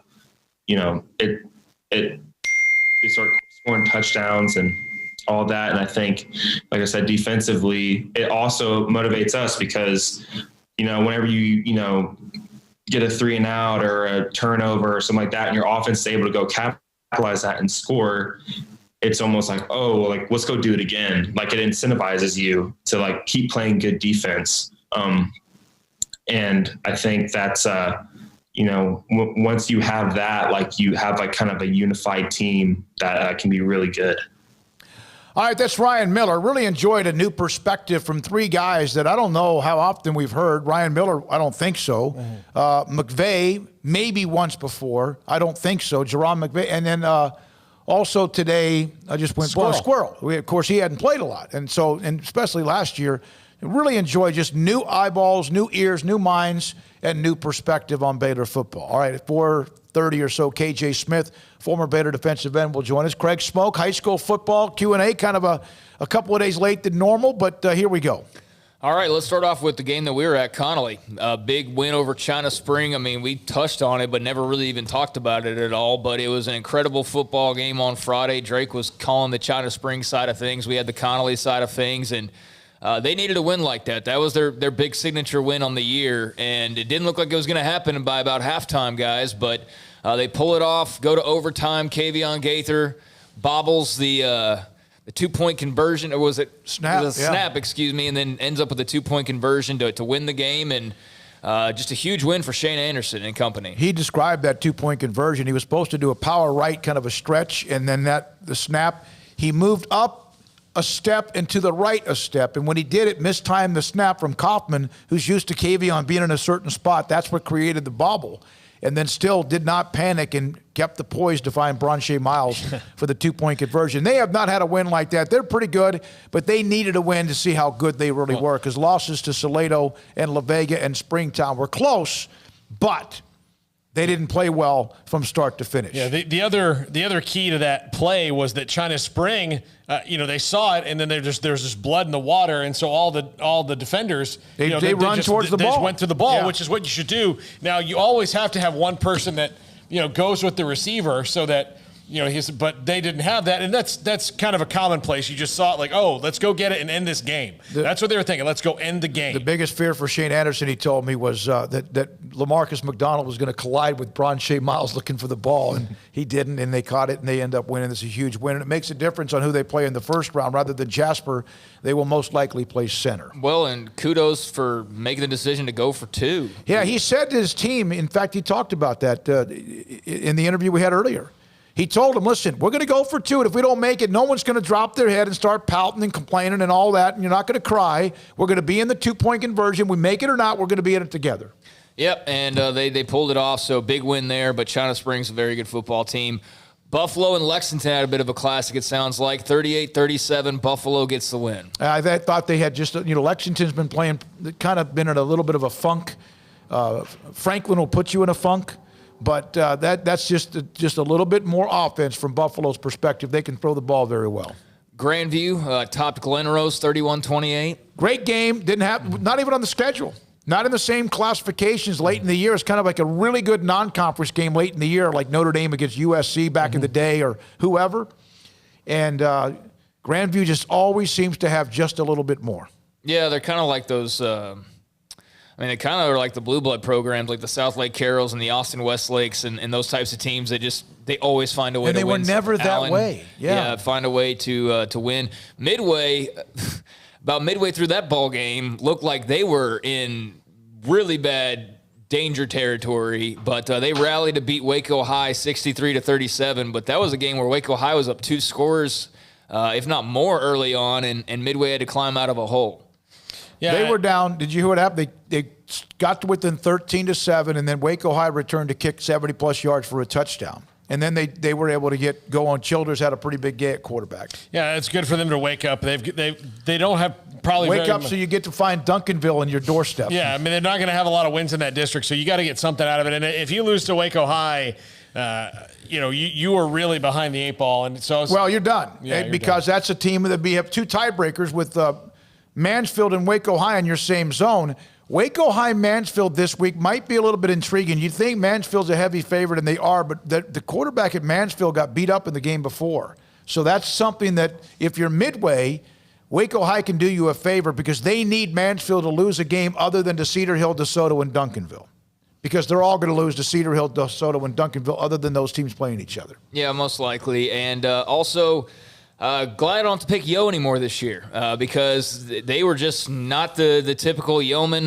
Their chance to get into the playoffs extinguished with the loss to McGregor 24-16. It's just been a year that they have, they don't know, that team doesn't know how to win. They haven't been able to finish. Yeah, they don't know how to finish. They've always found a way. They've always had some intimidation. They've lost that. It's true. And they don't know how to finish. And the game with Lorena a couple of weeks ago when they had the lead early and they couldn't finish then either. And there's been others. The shootout game was it McGregor? Or no, it was McGregor. Troy. I mean, they cannot seem to get out of their own way, and it's just been one of those years, tough year for Tom Brashear and Yo.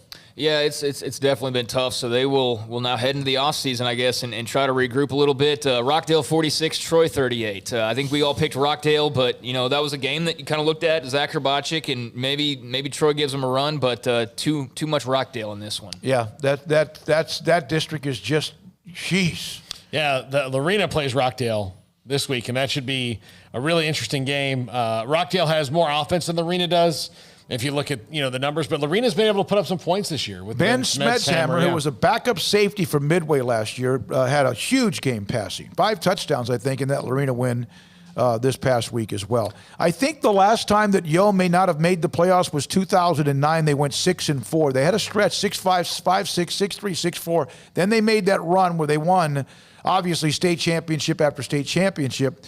But But it's been a while for them. Back to you. Okay. Yeah, Gatesville beat Gerald to get into the playoffs, 35-28. Not a surprise. Yeah, that was just kind of a game that mattered because it mattered who was going to, move on. So Gatesville does get the win there over Gerald. And, just kind of looking around some of these other scores, I think those are most of the highlights. Italy, nice win for them over Dawson, 28-14. Dawson has those running backs, right? The Hamilton brothers, but they kept them and they contained them. And, Italy used to have Hank Hollywood as their head coach. He's not there anymore. But he seems to be, oh, golly, I just went blank. He was at Tenaha. He's done a nice job with Italy. Yeah, definitely has. So, that's basically was big ones. Bryan 34-33 narrowly over Belton was a nice win for the Vikings. A tough loss for Belton. And they don't get to play this week. So they lose a game and they're going to play Harker Heights and that game's done, as far as move back because of COVID. So that's got to be a little bit frustrating. Yeah, and then the one game that I was kind of surprised about, but Huntsville beat up on A&M Consolidated. So Huntsville's pretty good. Clearly got to give them their credit where credit is due because I think I picked Consolidated last week, but Huntsville didn't seem to have too much of an issue with them. But, yeah, those were most of the major scores as far as games that were tight or tightly contested, I should say. But should be another good round of games, and here we are. We're knocking on the door of the playoffs in some ways for many, but others have a little longer to go, the bigger schools. But still, here we are, and there were a lot of people that didn't even want to try. But it's November 4th, and the playoffs are upcoming. Craig Horn's the head coach at Italy now. Yeah, and you're right. And here we are. Now the 5As and 6As, they now just starting the meat of their schedule. As many as they can play, and the playoffs begin for everybody else. There's one more week for some schools this week, as you mentioned some of them this week, but then the playoffs begin for the 4As and below, not this week, but the week after that. I just heard a note from Brad Boozer. Riker had their game. It was a false negative. They couldn't play. They were going to play against Llano, and Llano would probably smoked them. They get to play TK Gorman. They've had like 2 practices in 3 weeks. It's kind of like it's not just the college kids, it's the pros in some ways. And then, Tennessee had a huge game after they had the long break. And, of course, we know about what it's done to college football. When we come back, K.J. Smith, former Baylor defensive lineman, defensive end, next on SicEm365 Radio. PettyClinicLowT.com. Dr. Kent Petty can help you become the high-performance man that you want to be. I had somebody, it was about a month ago, contacted me, and they said, how can I get a hold of Dr. Petty? It's simple, PettyClinicLowT.com. PettyClinicLowT.com online, and you can go online, and there's a click-to-phone call to call them, or you can contact them another way. Here's what they will help you find out. What is your testosterone level? Yes, they'll check other things, cholesterol, PSA level for prostate cancer, which is a big deal. But he's going to check your testosterone level. The blood work, by the way, if you tell him I sent you, will be also at a discounted rate. And even sometimes if you don't mention me, he can help you get discounted blood work. He'll look at your testosterone levels. As you get older, sometimes those levels decrease along with everything else in your body. However, he can put you in a program if your testosterone levels are too low to help you become the high-performance man. Feel better. Your mood's better. You just do things better. It even also can help if your sex drive and or ED is a problem. And PettyClinicLowT.com will be there to help you and watch your testosterone levels as they climb to make sure they get back to where they need to be. PettyClinicLowT.com. Car has the trucks, man. They have the one for you. Cap, short or long bed, silver, black or blue. Texas size selection, great prices too. Richard Carr, he has the truck for you. Carr has the trucks, man. He has the truck you need. If you want the best truck, you want a GMC. Texas size selection, great prices too. Richard Carr, they have the truck for you. Boozers is the wedding ring store and more. If you're ready to get engaged or already married and want to upgrade your wife's ring for a special anniversary, Boozers is the place to go. With the largest selection of premier quality diamond engagement rings and wedding rings in Central Texas. They have 7 cases with over 300 styles of rings from top designers like Natalie Kay. Choose from yellow, white, or rose gold, plus beautiful top quality loose diamonds. With an in-house jewelry, they can also custom make anything you want. Bring in a picture or drawing and let Boozers Boozers create your one-of-a-kind pendant or ring. They can even use some of your old gold and diamond jewelry to create something new. At Boozers, you'll find a great selection of quality timepieces, and Boozers is the place for expert watch maintenance and repairs, too. They specialize in expert Rolex watch repair for fine jewelry, watches, custom work, and more. Go to Boozers on Valley Mills and Lake Air Drive in Waco. Boozers, the wedding ring store and more. With so many companies and policies out there, it gets so confusing shopping for insurance, and I never know if I'm getting the policy that's right for me. Luckily, I met the team at the Niche Group Insurance Agency. With the Niche Group, you can go to one company and get access to coverage options from many insurance carriers, and you get to speak to a real person about your specific coverage needs. With the Niche Group, I know I'm getting the right coverage at the right price. If you need insurance, talk to the experts at the Niche Group at 1-800-258-8302. It's the heat of the summer, but the real heat is what you're cooking on the grill, smoker, or in the oven. So Waco Custom Marketplace can be your go-to playmaker for summertime grilling. You can't go eat anywhere else? Be your own chef with custom ordered and cut ribeyes, sirloins, fillets, New York strips with a focus on high-quality beef at a competitive price. Waco Custom Marketplace also has fresh deli cuts with sliced turkey, ham, pepperoni, or corned beef. Waco Custom Marketplace also your home for the freshest seafood in town. Salmon, shrimp, mahi-mahi, great priced chicken products, whole birds, tenders, chicken breast, and wings. Waco Custom Marketplace with smoked items unique to Waco, house-made bacon, summer sausage, boudin, hot links, and German sausage. Every seasoning for every occasion, grilling, baking, or frying. Your hometown grocery store with canned goods, pasta, fresh baked bread, buns, chips, sauce, condiments to pickles, charcoal and lighter fluid, cold beer and wine, best kolaches in Waco, mouth-watering cinnamon rolls, and here for the community every single day, helping you avoid the long lines in crowded stores, serving quality products to the Waco community. Go online for the weekly value boxes. Family owned and operated Waco Custom Marketplace, 425 Lake Air Drive in Waco, or WacoCustomMarketplace.com. Riverbend Liquor and Wine has their easy-to-access drive-thru open and convenient and clean in-store location on the corner of Lakeshore Drive and North 19th Street in Waco. Riverbend Liquor has the best and most extensive variety of craft beer selections in Waco, and Balcones whiskey, including single malt, pot still, baby blue, rye, brimstone, and the all-new lineage in stock. Riverbend Liquor and Wine, family-owned and operated, and a hidden gem in Waco on Lakeshore Drive at 19th Street. And find out more on Facebook and Instagram.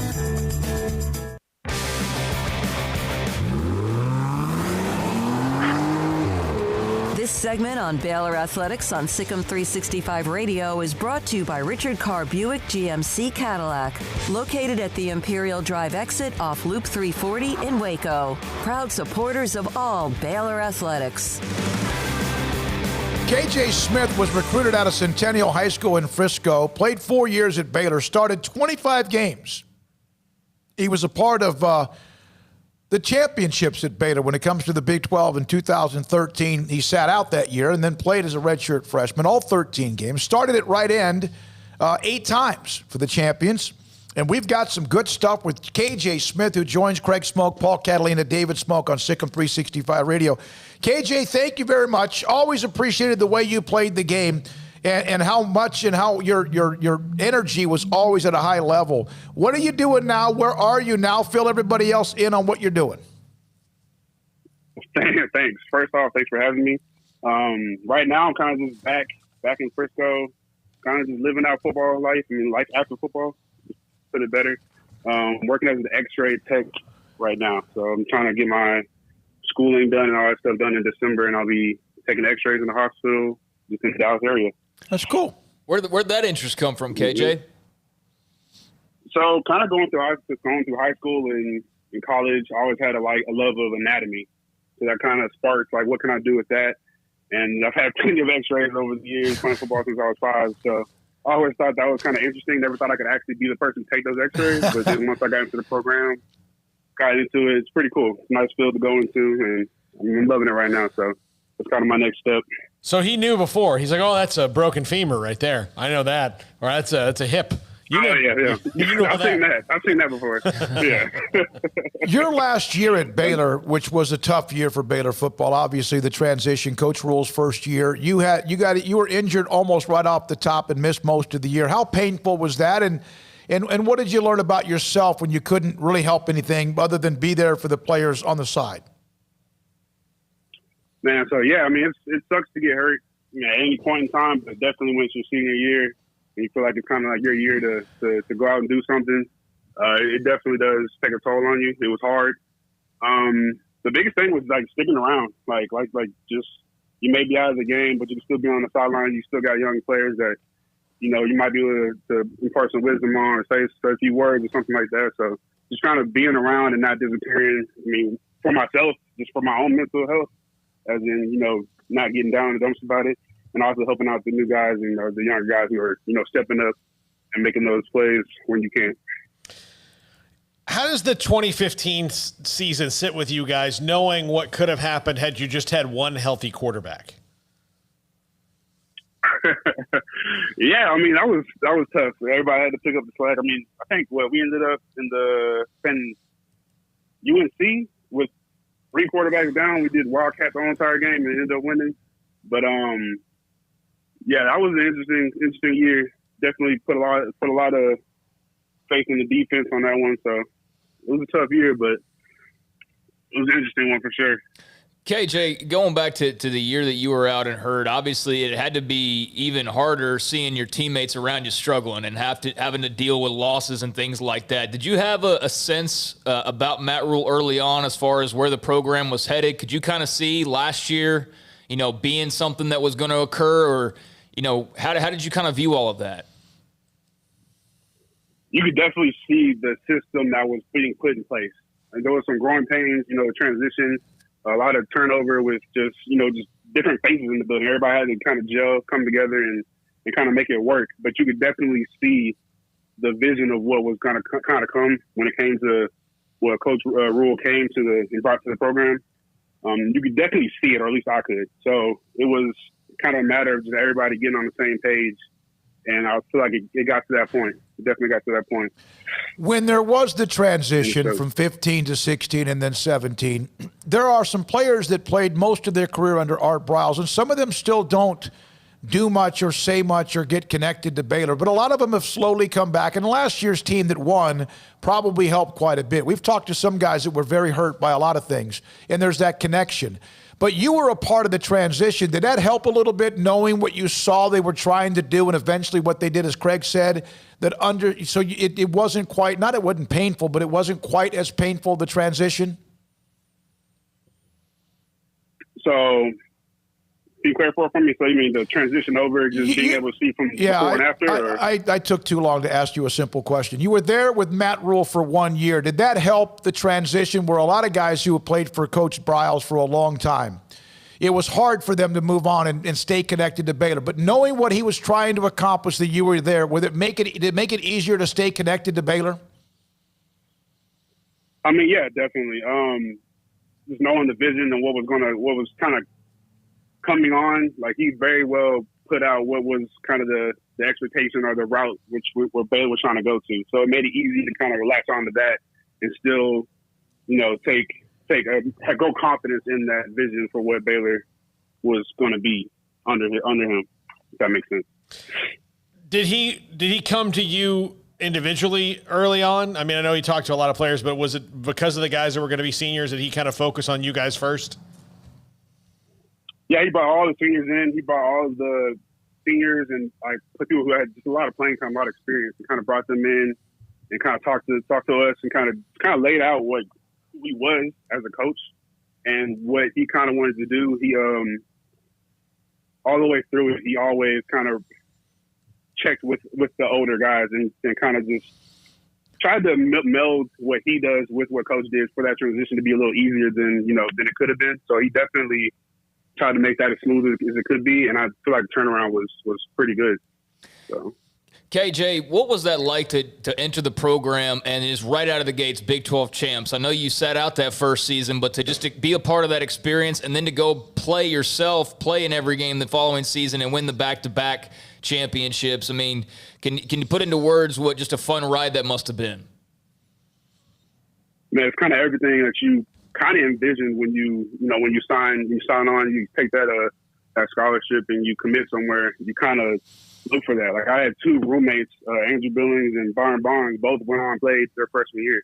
So I was eager to get out there. Like my redshirt freshman year, I had been ready for a year to get out there. I know I had to deal with that injury and come back from it, but with my redshirt freshman year, I wanted to make sure I was ready.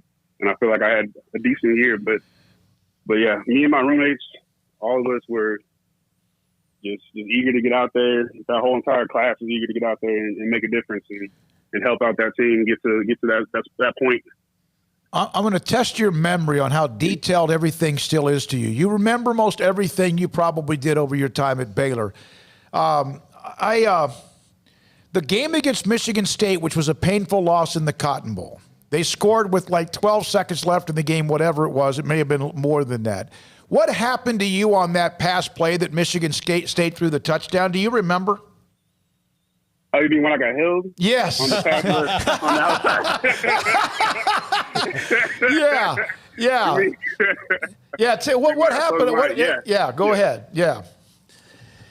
No, definitely. Yeah. I mean, Coach even knew as soon as I came off the field, even Coach Bennett brought it up to me and pointed it out. And I was like, yeah, Coach, I know. I could have had that. It was definitely, it was a hold. Ref was there, but hey. Yeah, that game was lost well before that because the momentum shift on many things. But he told me about that. Sure. Also, the game before, you were about to play, I think, SMU, and you were young, and Sean Oakman was not going to be able to make that trip, which would have been, 15, Paul? Is that right? The year was 15? When things were kind of, maybe, I don't know what year it was, but you were in film meetings with Chris Acuff. And he was trying to get your attention and stay focused on the team meetings, but you had an issue that was going on with your body, didn't you, at that time? With my body? Yeah, you were struggling with something that you needed to go to the bathroom. Man, you really dug deep here. Do you? That's detail. I don't remember that. Yeah. Hey, here's the problem. Yeah. Phil Bennett does, and and he's on our show every week. Yeah. So you may need to talk to him. This actually came from Coach. I want to have fun with this too, because we could talk about games, and we will. So Coach Acuff said in 2015 we went to SMU. Oakman was told he wasn't able to play. KJ was going to start. We're in a film meeting, and you had to go to the restroom, and you kept, you were struggling to go, and you were trying to stay focused. Do you remember that now at all? Maybe a little bit. Okay. Well, I think you'd remember a lot of that. Okay. I got a little. What was your favorite game you ever played in at Baylor? My favorite game, man. It had to be one of my redshirt freshman year ones. I think maybe when it was playing Texas. I think that was my first start.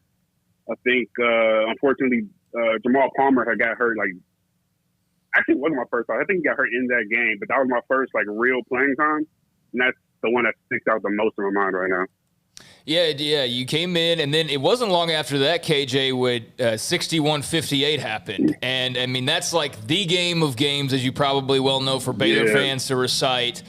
Can you describe just the feeling early on in that game, kind of, being overwhelmed as a team by what TCU was doing, and then what happened? From your vantage point, what happened that just flipped the switch to one of the greatest comebacks in Baylor history? It's surreal. That's the word I can describe it with, surreal. But the offense at the time, you always know you have a chance to come back, but that game felt like it was over. That game felt like it was long gone. But we went out there, kept fighting, and when he kicked that field goal, that was pure pandemonium. That was the craziest. That was the craziest moment. That might have to be my number one, but I don't know. That's the close one. Definitely. Well, yeah, that was just to be there was insane. What were you guys saying as a defense? Was it just we just need to get a stop? I mean, what was kind of the mentality? Get a stop, get a turnover, do something. Just everybody do their job and make something happen within your your 11th, your one, your position. Do your job and make something happen. But honestly, that was crazy. That was crazy. 2016, forced a fumble, had a sack against Oklahoma State and a big win. Now, you're playing Oklahoma. KJ Smith with us on SicEm365 Radio. You're playing Oklahoma. You are a redshirt freshman. You're up against offensive linemen that both got drafted that spring, and they were beating you up pretty good. This is from Coach Acuff to see if you can recall this. You were getting physically handled by those two guys, but things changed. Do you remember what you said to Coach Acuff and what he might have said to you at that moment when you came off the field a couple of times? We came off the field. We ended up winning that game. I felt like I did not feel the winning. You know, I didn't feel the comfort in the win. I felt defeated after that game, honestly. But I think I told him never again. I think I told him that was going to be the day that I turned things around. Like, that would never get beat like that again. And I never did. So that's what I remember from that day. Yeah, I don't know how Coach Acuff told you too. No. He said that. He said something about, you said, Coach, they are strong. And he had said, oh, yes. So are you. And then from that point on, your light clicked, didn't it? The light switch came on. Definitely. That was my welcome to college football. That was my welcome to college football moment, facing them that year. That was my wake-up call, for sure. If you took an x-ray machine and you x-rayed KJ Smith's football heart, what would we see? What would you see?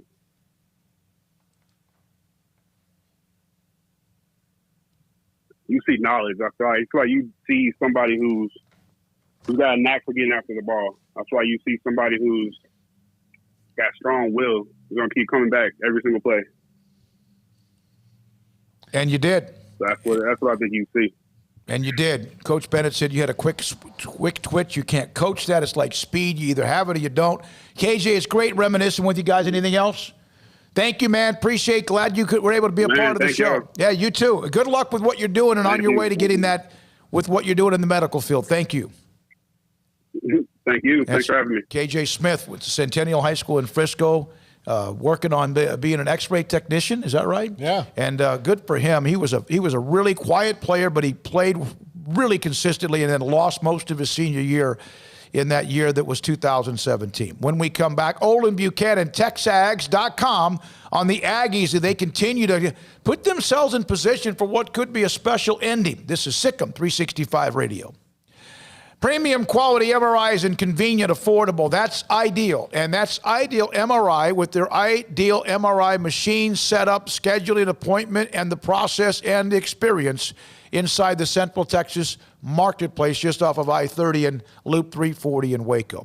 On average, an MRI can cost over $1,100. So if that's the average, there are some that are much more than that. And yet, theirs, Ideal MRI, will cost $497 or less every single time. If you haven't been there, that's probably good because that means you haven't had some sort of a serious injury. But if you ever have one of those injuries that's more than just bumps and bruises or aches and a little bit of pain, but something that hurts, like you can't sleep or you can't walk or you can't, and your doctor says, hey, we need to get an MRI of whatever that muscle, bone, or ligament might be that's damaged, ripped, or shredded. Ask them about Ideal MRI, and they will know what you're talking about because they understand what kind of business they are. They understand their MRI machine is state-of-the-art technology. The staff is amazing, and I went through the process from the scheduling to the appointment to the MRI, and it was flawless. It was simple, and also the call that evening from the doctor, Dr. Rob Maxey, to tell me what he saw, and then sent me the disc or the video so I could then send it to my orthopedic surgeon, Dr. David Haynes, Southwest Sports Medicine and Orthopedics. What a great place that is at idealmri.com. At Baylor University, students find their place to shine. They're faithful friends and inspirational leaders. They're championship teammates and independent thinkers. They're on the cutting edge of high tech and in the halls of history. If you want to make the world a brighter place, you can. And if you want to shine in your own way, you can. The spark you need is already inside you. Bring it to Baylor, where lights shine bright. Stepping into the boots of a U.S. Army officer can add confidence and leadership skills to your son or daughter's career path. See all the things they can achieve in our boots at GoArmy.com. U.S. Army Waco Recruiting Company, 254-598-8131 or 254-776-1543. Born in Waco, Brotherwell Brewing exists to serve the Central Texas community with locally crafted beer of the highest quality. They want to bring Central Texas closer to the brewing experience so everyone can enjoy well-made beer as much as they do. For 2.5 years, they've been bringing high-quality beer to Central Texas at their location on Bridge Street in East Waco. And this football season, you need to stop by on game day for curbside pickup or stop by their tent next to SicEm365 at Brazos Parking for your pregame refreshment. Brotherwell Brewing believes in community and bringing people together to enjoy products made in their community. So for your game day, whether it's a tailgate or at home, stop by Brotherwell Brewing for high-quality craft beer made right here in Central Texas, 400 East Bridge Street, and check them out online at brotherwell.com. One size fits all. That may be all right for an adjustable belt or cheap sunglasses, but when it comes to your financial needs, no one wants a one-size-fits-all strategy. Ben Erlinson, your Edward Jones financial advisor, knows that his most important goals are yours. That's why he takes the time to understand your needs, knowing you. That's how Edward Jones makes sense of investing. Ben Erlinson, 100 North 6th Street in Waco, 254-759-8533. Edward Jones, member SIPC. In the market for a quality metal building? Since 1943, Pioneer Steel and Pipe has helped Central Texas residential and commercial customers with metal building design, panel options, building components, and trim options. Pioneer Steel and Pipe's residential line is energy efficient, offers low maintenance, reduces insurance payments, is impact resistant, and carries up to a 45-year limited warranty. In addition, they can also help you find a metal building contractor for your project. Pioneer Steel and Pipe with locations in Waco and Bryan and at pioneersboys.com.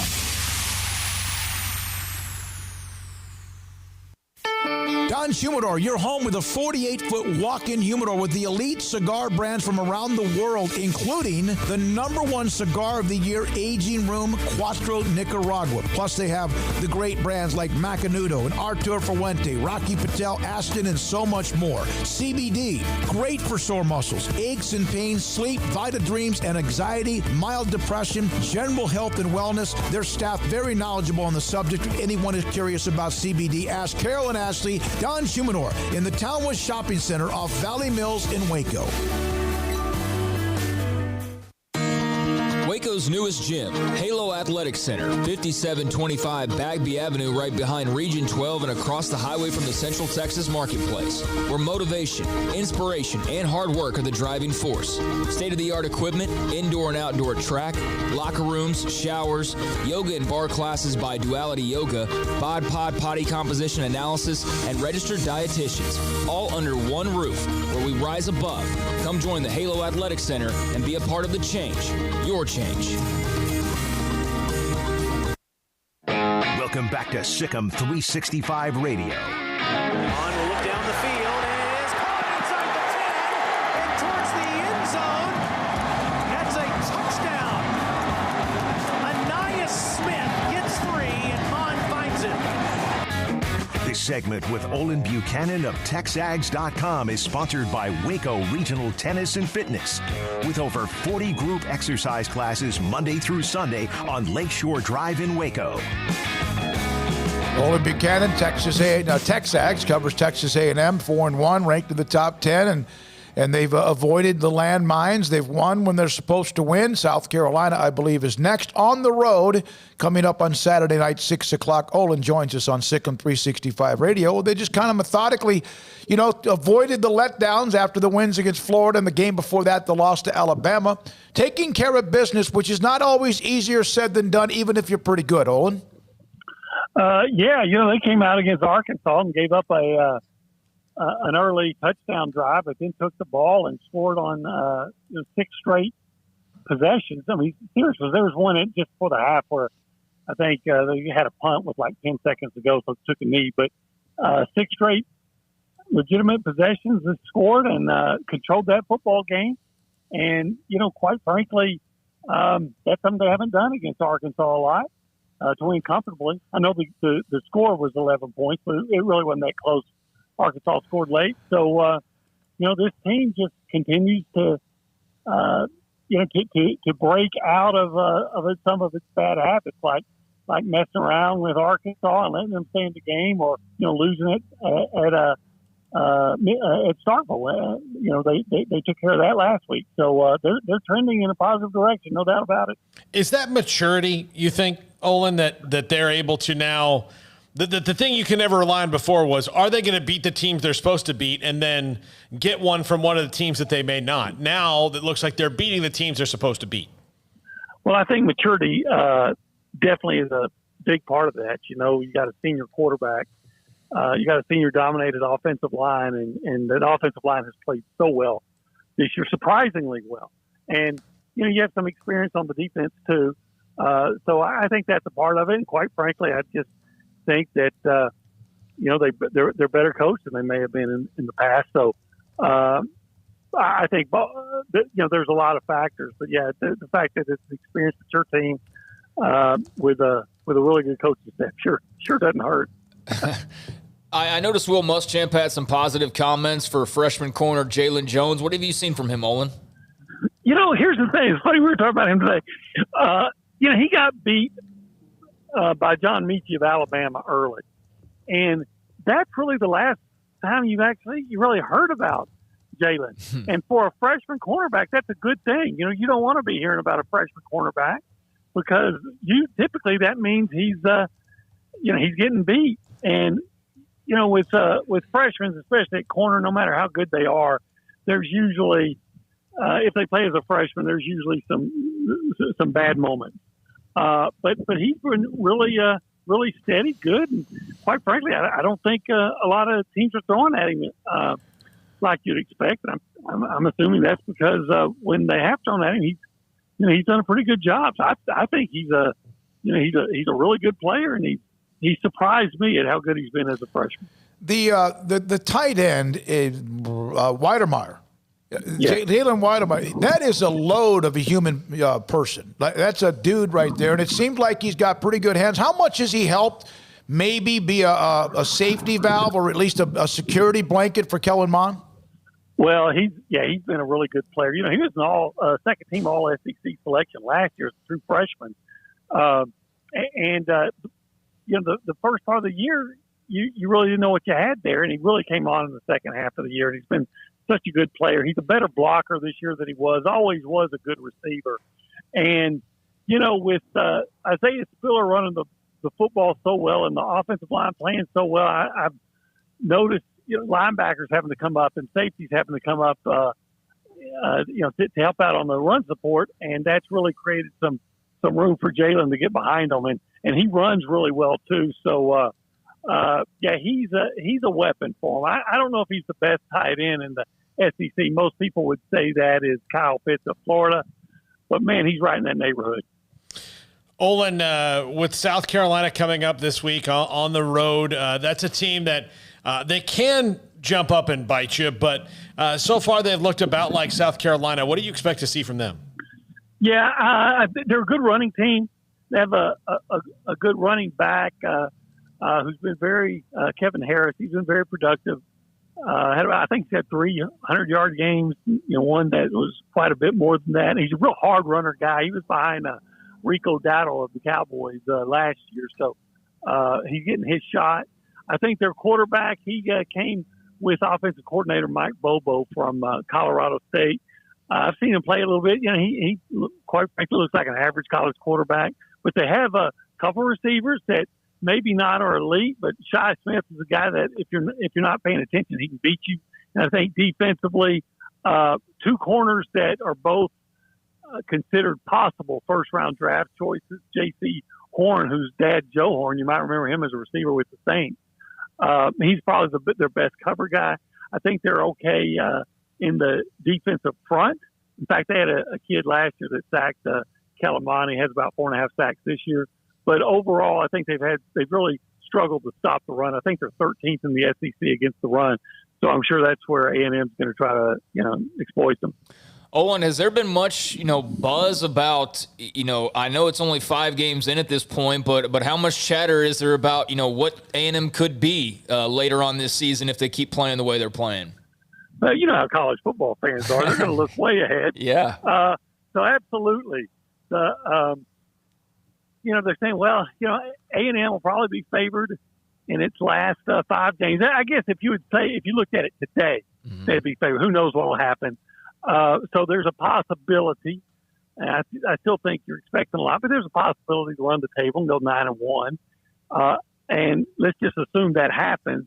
Well, then you start saying, well, can they be in the playoff? And you start looking at the other teams that are going to be contenders. And if they go 9-1, I don't think this is being an objective opinion. If they go 9-1, I think they'd be the most attractive or most deserving one-loss team to get into playoff if a one-loss team gets in by virtue of their victory over Florida, which is right now number 8. So right now, A&M and Alabama, having beaten Georgia, are the only teams that have victory over top 10 ranked teams. And I think that should be a big feather in A&M's cap, and now putting all caps, should A&M go 9-1. It's pretty crazy, and especially when you look at like the last 4 games of the season, Olin, like Tennessee, Ole Miss, LSU, Auburn, and that looks drastically different than the way it looked, but when it was actually printed out. You're thinking about those 4 games in a row, probably going, wow, like go 3-1 or 2-2, but I mean that's all doable based on what we've seen. Well, LSU's defense is really in a bad way, and who knows what their quarterback situation is going to be like. Auburn is incredibly inconsistent, and Ole Miss probably has the worst defense in the conference, and Tennessee has been a huge disappointment. But you know what? They don't have to be a better team than A&M. They just have to be a better team than A&M that day. The old cliche. And I've said it last week. I'll say it again. A&M is good enough to win every game on their schedule, but they're not good enough to take not one win for granted. Olin, I've got a quick kind of weird question for you. Tommy Tuberville, former Auburn coach and Texas Tech coach, is now a senator. Is there a coach in the SEC now that you could see being a senator? Because Tommy Tuberville was probably always a senator in a coach's body. Yeah, he was also a former A&M defensive coordinator. Yep. Let's see. Mac Brown, he strikes me as one of those guys that would look good in a suit and trying to negotiate with some folks. Not Jimbo Fisher. Nobody could keep up with his speech. I tried to David Shaw up at Stanford. That's a really sharp guy. Yeah, that's a good question. Tommy Tuberville. I've known him for a long time, and I think he'll do well. I think somebody said now in his last, he's now 7-8 in his last 8 appearances against Alabama rivals. Nice. Saban's got that distinguished look to him. He can have that distinguished look to him, obviously, as well. Saban's got a chief of staff. He would be... Leach would be fascinating on the campaign. Jeez. I can see Jimbo Fisher going, listen, we've got a budget. We're going to pass a budget. We got a budget. The budget's fine. The budget's not what we're worried about. We're worried about boots on the ground right now. He would just go. And everybody be saying, now what did he say? Olin, thank you, man. Appreciate it as always every Wednesday at 4:45. Olin Buchanan, TexAgs.com. In this 5 o'clock hour, John Machota, the Cowboys are looking at starting either Garrett Gilbert or Cooper Rush against Pittsburgh this weekend. And then also Football Bob will break down the disaster of the first half against TCU, what they did better, and can that carry over in the game against Iowa State. He'll join us at 5:30. And this is SicEm365 Radio. Riverbend Liquor and Wine, a hidden treasure, a hidden gem, Lakeshore Drive and North 19th Street here in Waco. It's a beautiful store. If you go in there, no matter what you're looking for, they've probably got it. And if they don't, if you have a question, a specialty thing, Debbie and Steve, and the staff, they'll know, how to find it, what you're looking for. They've got that expertise.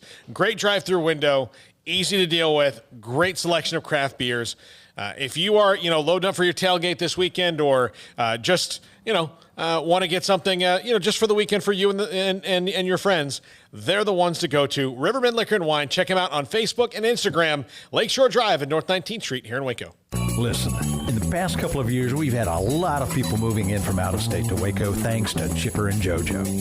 And while we welcome these new citizens, they unfortunately brought some of their bad habits with them. Hi, Jay here from Pickup Outfitters, and you know what I'm talking about. Naked trucks. You'd think everyone moved here from McNewtville, but we shouldn't judge them, we should help them. For example, when you see a recent transplant truck from a less civilized state like California, instead of saying, "Your truck is disgusting, your bed is exposed, get a bed cover on that truck, buddy," that's a bit harsh. Instead, try something like, in Texas, it's not polite to drive around with your bed exposed. Maybe you should check out the excellent selection of bed covers at Pickup Outfitters. And then if they refuse, you can say, "Well, I hear New Mexico's a nice state." Let's help our new neighbors and let them know that truck nudity is not okay. Let them know about Pickup Outfitters of Waco and send them to our website, createacommotion.com. Do you or your kids get nervous about going to the dentist? Stonewood Dental, Dr. Steve Childress, he can help. I've spent a career taking care of patients who as children had bad experiences, and now they're adults that hate going to the dentist. If I get a kid at 3 years old and they come every 6 months and it's a happy experience, it's normal for them. Now they have an accident at 6 or 7 or 8 at school. Now they have a broken tooth or a trauma, and they have to come here. They're used to lights, they're used to water in their mouth, they're used to experience, they already trust us. It's amazing what we can do with that kid without it being a negative thing. But if I see a 6 or 7 or 8 year old that's never been to the dentist, and now they have a trauma or an unfortunate unexpected toothache, it's harder to do that for that kid and it not be somewhat of a negative experience. So bottom line is I try to teach kids and adults and teenagers and everybody the way I'd want my family treated, which is where it's a necessary part of life. You just take care of it. It doesn't have to be that big a deal. Learn more, stonewood-dental.com. Have you tried a do-it-yourself program to lose weight? You may not know that in a typical do-it-yourself program, a quarter of the weight you lose is due to muscle breakdown and loss. With COVID harming obese and overweight patients, being at ideal body weight is more important now than ever. Over 30 physicians in Central Texas, tired of seeing patients fail at losing weight themselves, opened Muscle-Wise Nutrition. This is a coach-managed weight loss program that targets fat and spares muscle. The 4 Muscle-Wise locations have taken off over 19,000 pounds from Texas dieters in the last few years. The combination of coaching and weekly body composition analysis to target the fat loss are the keys to success. The coaches teach you how to eat and live a healthy lifestyle. Email SicEm365 at musclewisenutrition.com today, and the coaches will contact you about their free educational seminars. Do not wait. Email today and start MuscleWise at SicEm365 at musclewisenutrition.com.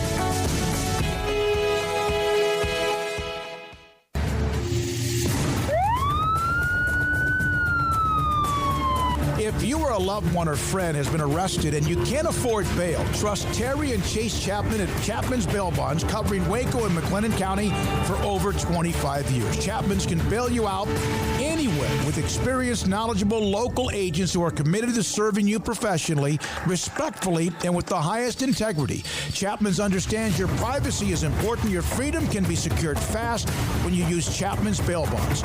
Open 24 hours a day. Payment arrangements available. Call Chapman's Bail Bonds. When you need help, 254-754-1603. When you ring, we'll spring. Welcome back to SicEm365 Radio. It's time for our weekly segment with John Machota of The Athletic, brought to you by Pioneer Steel and Pipe, where customer service is their main focus, and Best in Metal, Steel, and Pipe for large or small projects, with 2 locations in Waco and Bryan. Family owned and operated since 1943. Peterson going for it, at least lining up to go for it. As you can see, he's done a ton of times through the years, and Wentz is going to get sacked and the ball is going to come out. And that's Van Der Esch. The 5 o'clock hour is sponsored by Edward Jones Investments, with financial advisor Ben Erlinson, who'll navigate you through today's financial climate. Edward Jones, making sense of investing. Now, here's David Smoke, Paul Catalina, and Craig Smoke. TJ on the text line. It's going to be a massacre with Dallas playing Pittsburgh. Top that with McCarthy not naming a quarterback until Saturday. I wouldn't be surprised if Brucey from Longest Yard or Uncle Rio trotted out there. Rico, trotted out there. RIP to whoever starts. John Machota, theathletic.com. John, does it matter who plays quarterback this Sunday? I mean, it really doesn't unless there's somehow they can get, Patrick Mahomes somehow to play for the Dallas Cowboys for 1 week. But maybe Aaron Rodgers. I don't know. There's no. It doesn't seem to be any path to victory in terms of anybody that's in the building right now. I kind of felt for CeeDee Lamb today when we were talking to him because, he's being asked these different questions and he's a young kid. And at one point, he said Cooper and you could tell he was like kind of hesitant and then like he was trying to think and then someone near him had to, tell him Cooper Rush. And he was like, yeah, Cooper Rush. Like he wasn't 100% sure of the name. I mean, CeeDee Lamb wasn't around Cooper Rush very much, like he was obviously the Cowboys backup the previous 3 years, but this is all new to CeeDee Lamb, a rookie, these guys generally that come from these big colleges, they don't play with more than one, maybe two quarterbacks, the time that they're stars at those universities. Zeke was saying this is the first time that he's ever even had 4 quarterbacks in one season. Now, when Ohio State won the national title in 2014, he had 3 with JT Parrott and Cardell Jones and, I'm forgetting about the third one. Who Braxton Miller. Braxton Miller. There you go. Yeah. So this is the first for him. So I don't know. I don't see many opportunities for them to win against anybody other than maybe the Jets and maybe Jacksonville going forward. And so no, I don't think against the only undefeated team in the NFL they have much of a shot. John, Zeke Elliott has a bit of a hamstring issue. How long do you think that lingers? I don't get the sense at all it's anything serious. I think it's more of a precautious thing. Same deal with Alden Smith was on there on the injury report today. Both limited in practice, but both of them I anticipate will be out there on Sunday. Now, what's interesting about this is when they reveal this at the end of it's usually around about 3:00 our time when usually the practice report comes out, and when they reveal that stuff. You're sitting here, you're like, oh, Alden Smith and Ezekiel Elliott. And most of the time, I'm so programmed to being like, man, that's not good for the Cowboys. But he tweets that out, and people are like, they're pretty excited because they want the team to tank. I mean, this is where we've gotten. We're only halfway through the season, and people are already looking towards the draft and getting a top 5, maybe top 2 pick. And so that's just where we're at. But no, I believe Ezekiel Elliott will be playing on Sunday against the Steelers. John, how much have you thought or considered even the draft, like as far as what you feel like if they were in position to basically do whatever they wanted would be the move? Or is it just a question of having so many questions at this point? No, I've been thinking a lot about the draft these last few days. That's where this appears to be heading. And for me, we do this all the time, and there'll be plenty of times that we'll do this between now and whenever the draft comes. But they draft best player available, and I understand that. They needed help on defense this past draft, and CeeDee Lamb happened to be there, and they went another direction. But I'm just going to say this: if they're ever going to just focus on one side of the ball in the draft, it certainly doesn't seem like it would hurt to use your first, second, and third round picks on the defensive side of the ball. I look over there, and there's a lot of issues there. I mean, let's not forget, obviously things completely fell apart with Dak Prescott gone, but even with Dak Prescott, that defense was not playing well going back to, midway through last year. So I have thought about the draft a lot, and I need to study it a lot more because there aren't guys that immediately jump out to me as being the answers in each of those rounds. But fortunately, I'm going to have plenty of time to figure that out. John, I've asked this question a couple of times this week. I'll ask it of you as well. With what has happened with Dak and the offensive line, who has suffered more, the wide receiving core or Zeke Elliott? Wow, that is a really good question. And you can certainly make a case for either one, and I wouldn't have the worst argument for either side of it. I think that it's affecting everyone. But for me personally, I'm going to pick the wide receivers just because we have seen with Dak Prescott, which is obviously good quarterback play, despite not winning a lot of games, these receivers can put up big numbers. And there's been many a times in the last few weeks that I've watched these games and I've thought about the mindset of a Michael Gallup and a CeeDee Lamb and a Amari Cooper of how many times are you going to run up and down the field in a given game, knowing that you probably aren't going to get the ball thrown to you. And if it does come your way, it's probably not going to be on the money. And it's going to be something where you just don't have the opportunities that you were having earlier in the year. And certainly you were going to have coming into the season. And so they're in a tough spot. I mean, it just, like poor Ben DiNucci doesn't even get any, preseason games or anything. It's kind of just thrown to the wolves, and obviously we've seen how that went. But that impacts the receivers too, and that's one of the other pieces when I talk about, the possibility of tanking. Like, how do you continue to play these top receivers if that's the direction you're going? Because these guys are obviously, they're top level players when everybody's healthy. So I feel for the receivers a little bit more. Obviously, things aren't going great for Ezekiel Elliott either, but it kind of is what it is. If I have to say one or the other, I'll go receivers. John, I was thinking about the players that I think will definitely be on the roster next year on defense based on the first 7 games of the year. And I would say for sure DeMarcus Lawrence, Leighton Vander Esch, Trayvon Diggs, and I'm guessing Randy Gregory. But after that, I can't think of anyone who will definitely be with the Cowboys, and that includes Jalen Smith. No, you're on. I'm on the same page with you. That's exactly what, other people that have covered the team. We've had similar conversations in the last week.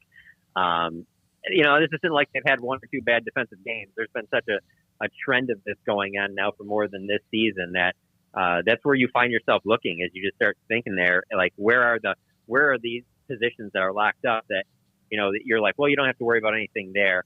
The only other person I'll throw in, I think pretty locked in, would be Anthony Brown. And I believe that the Cowboys will use one of their top 3 picks on another corner to pair with Trayvon Diggs as their corners of the future. But even in that scenario, even in there, if you don't bring back Chidobe Awuzie, I still think, or Jordan Lewis, I still think that Anthony Brown, he's under contract. I think he works in as factors in as the nickel. So I'll include him. But yeah, your safeties is Xavier Woods and Darian Thompson and Donovan Wilson. Like, yeah, I mean, I can see a possibility where they would be back, but I also can see a possibility where they're not back or they're not even a factor on the team next year, because it does need that type of an overhaul. So no, you're on the same page as me there. That's for sure. John, they came out and, that game, they ran reverse, double reverse. Hell, I think there might have been a triple one. They ran a bunch of that stuff. They had the Wildcat. They tried to at least do something. Obviously, it didn't work. It could only work a little bit. Now what do they do? Because they showed their hand on that.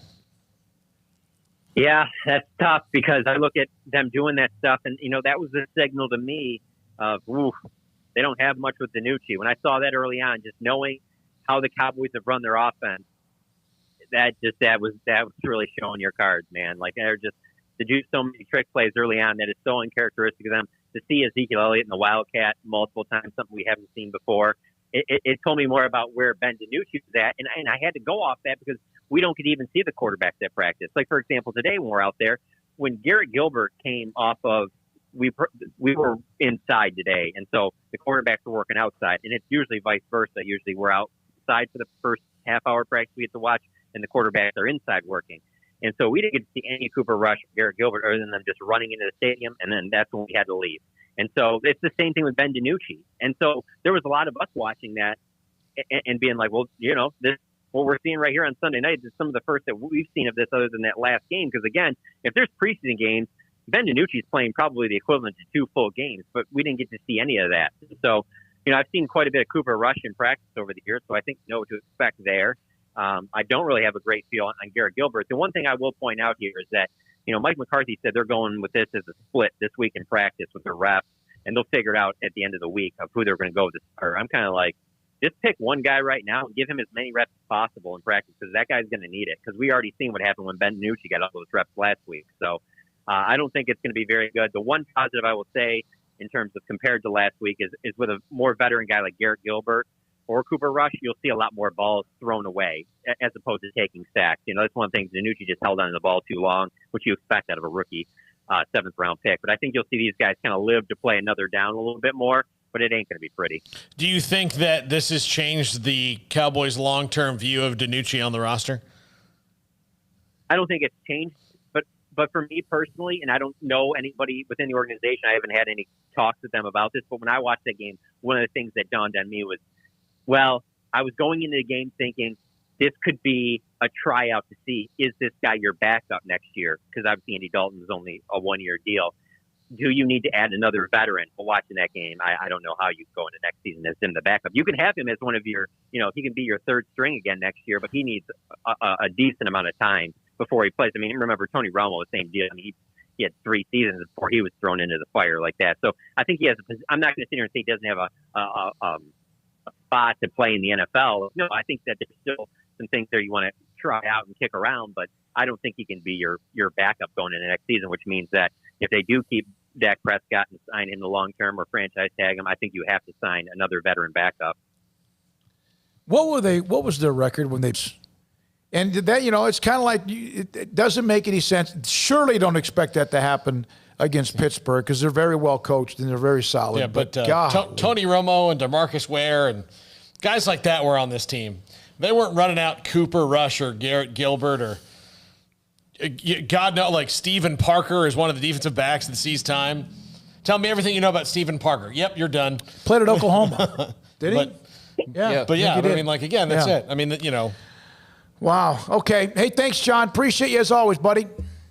No problem. One thing on the Stephen Parker thing. Hey, the Stephen Parkers, Justin Hamiltons on the defensive line, those are the guys you start seeing more and more going forward when you know that the tank is in full effect. Just remember that.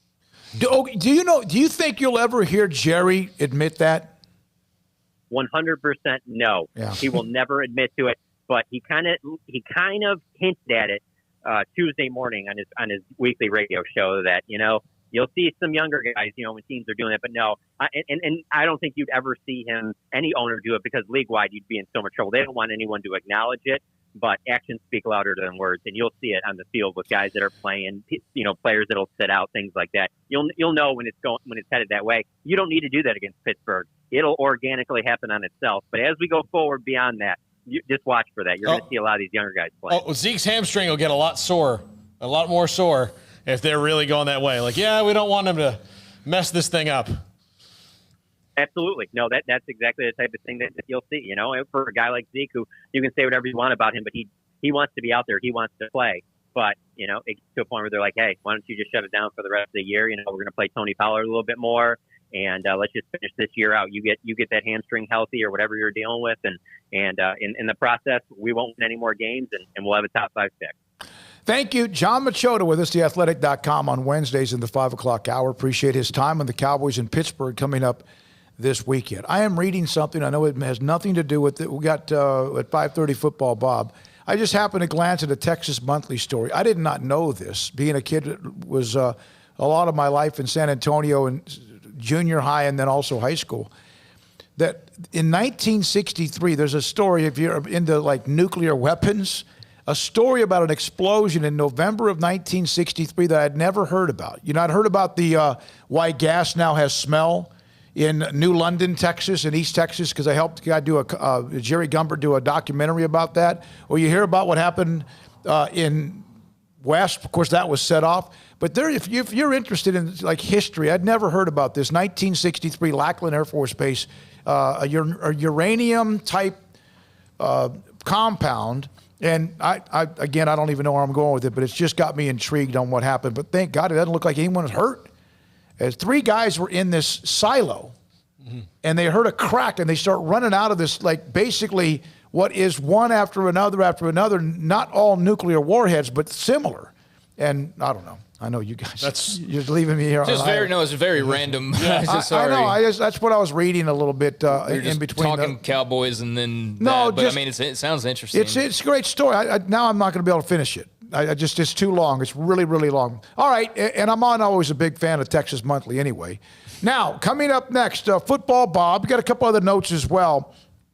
If, in fact, you like to have some of the insider notes, Paul's columns, Craig's columns, some of what we do when it comes to this show, and then on top of what Colt brings or Grayson brings or Ashley and then Brian and what they bring and others, SicEm365.com, the premium section available.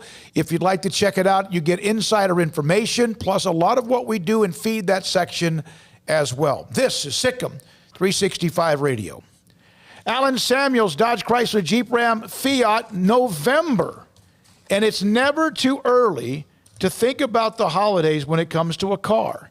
In fact, I got some new incentives for you here from Allen Samuels, Dodge, Chrysler, Jeep, Ram, Fiat, thanks to Bob Locke. And one of them is about what you have when it comes to Ram trucks during this time between now and the end of the year. It's almost Christmas time, even though for me, man, with COVID 2020, that's the last thing I'm thinking about. But Black Friday pricing is not just on Black Friday. All month long during the huge Black Friday sales event, special incentives and financing, and still 0% and no payments for 90 days on almost everything at the dealership at Allen Samuels, Dodge, Chrysler, Jeep, Ram, Fiat. Your Central Texas Ram headquarters, amazing selection of Rams. And if you haven't had a Ram or you haven't test driven a Ram, man, it's something very special. Also, the Jeep Grand Cherokee, test drive that. The Swiss Army knife of SUVs, the Jeep Gladiator, the most amazing Jeep ever. Allen Samuels, Dodge, Chrysler, Jeep, Ram, Fiat, raring and ready to go for the holidays. Loop 340 east of 84 in Waco. With so many companies and policies out there, it gets so confusing shopping for insurance, and I never know if I'm getting the policy that's right for me. Luckily, I met the team at the Niche Group Insurance Agency. With the Niche Group, you can go to one company and get access to coverage options from many insurance carriers, and you get to speak to a real person about your specific coverage needs. With the Niche Group, I know I'm getting the right coverage at the right price. If you need insurance, talk to the experts at the Niche Group at 1-800-258-8302.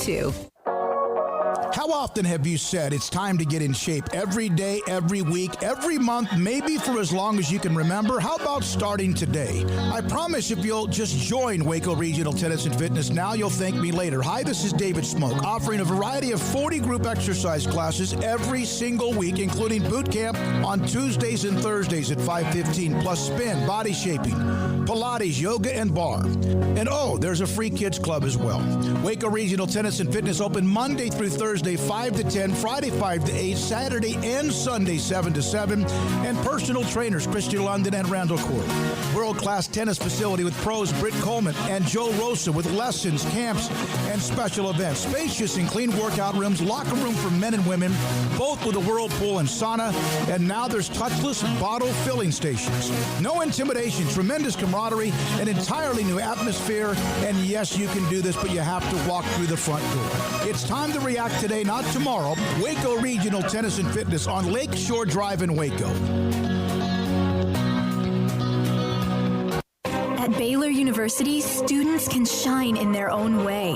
Or should we say their own ways? Because there's no limit to the ways Baylor students make the world a brighter place. Whether they're leading a student organization or following a higher calling, getting advice from faculty, or taking part in world-class research, pursuing their dreams, or working toward their dream job, students find their place to shine at Baylor, where lights shine bright. How did Edward Jones become one of the biggest financial service companies in the world? By not acting that way. Financial strategies, one-on-one advice, it's a big difference. And that's why Brad Wilson, your Edward Jones financial advisor, makes sense of investing. Experience the difference for yourself. Brad Wilson, 250 Sharon Drive in Woodway, 254-776-4337. Edward Jones, member SIPC. At Ideal MRI, we feel blessed to be a part of the Waco community. We're a small family business right here in Central Texas, and our goal is to bring down the cost of healthcare while maintaining high quality. At times like this, the cost of healthcare has never been more important, and unfortunately, significant illnesses and injuries still occur. That's why Ideal MRI is open and here to serve you through the difficult time. We offer premium MRIs just like a hospital with state-of-the-art technology and specialists, but you'll pay less.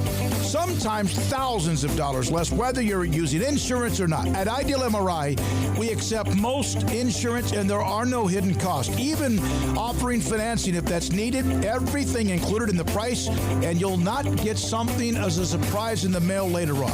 If you need an MRI, ask your doctor about Ideal MRI. They'll know. You can schedule an appointment safely from home online in minutes at idealmri.com or give us a call, 833-IDEAL-MRI, idealmri.com. Welcome back to SicEm365 Radio.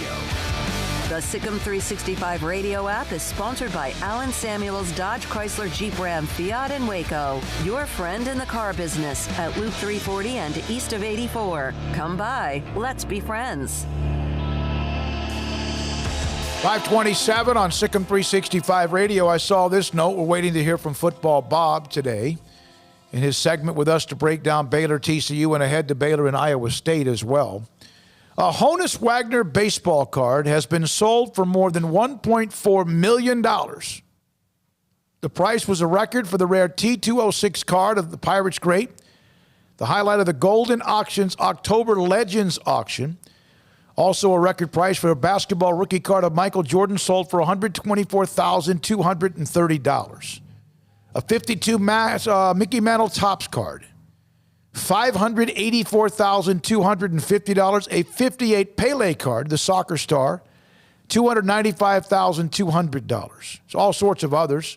How about this, Craig? Several items from Cal Ripken Jr.'s personal collection netted $1.2 million, including the jersey he wore in the final game of that 2,632-game consecutive streak. Yeah, I mean, I got a couple of different items that I collect, I guess, if you will, although collections are kind of almost complete at this point. I don't know if I'll find something else to collect or whatever, and everybody's got their hobbies.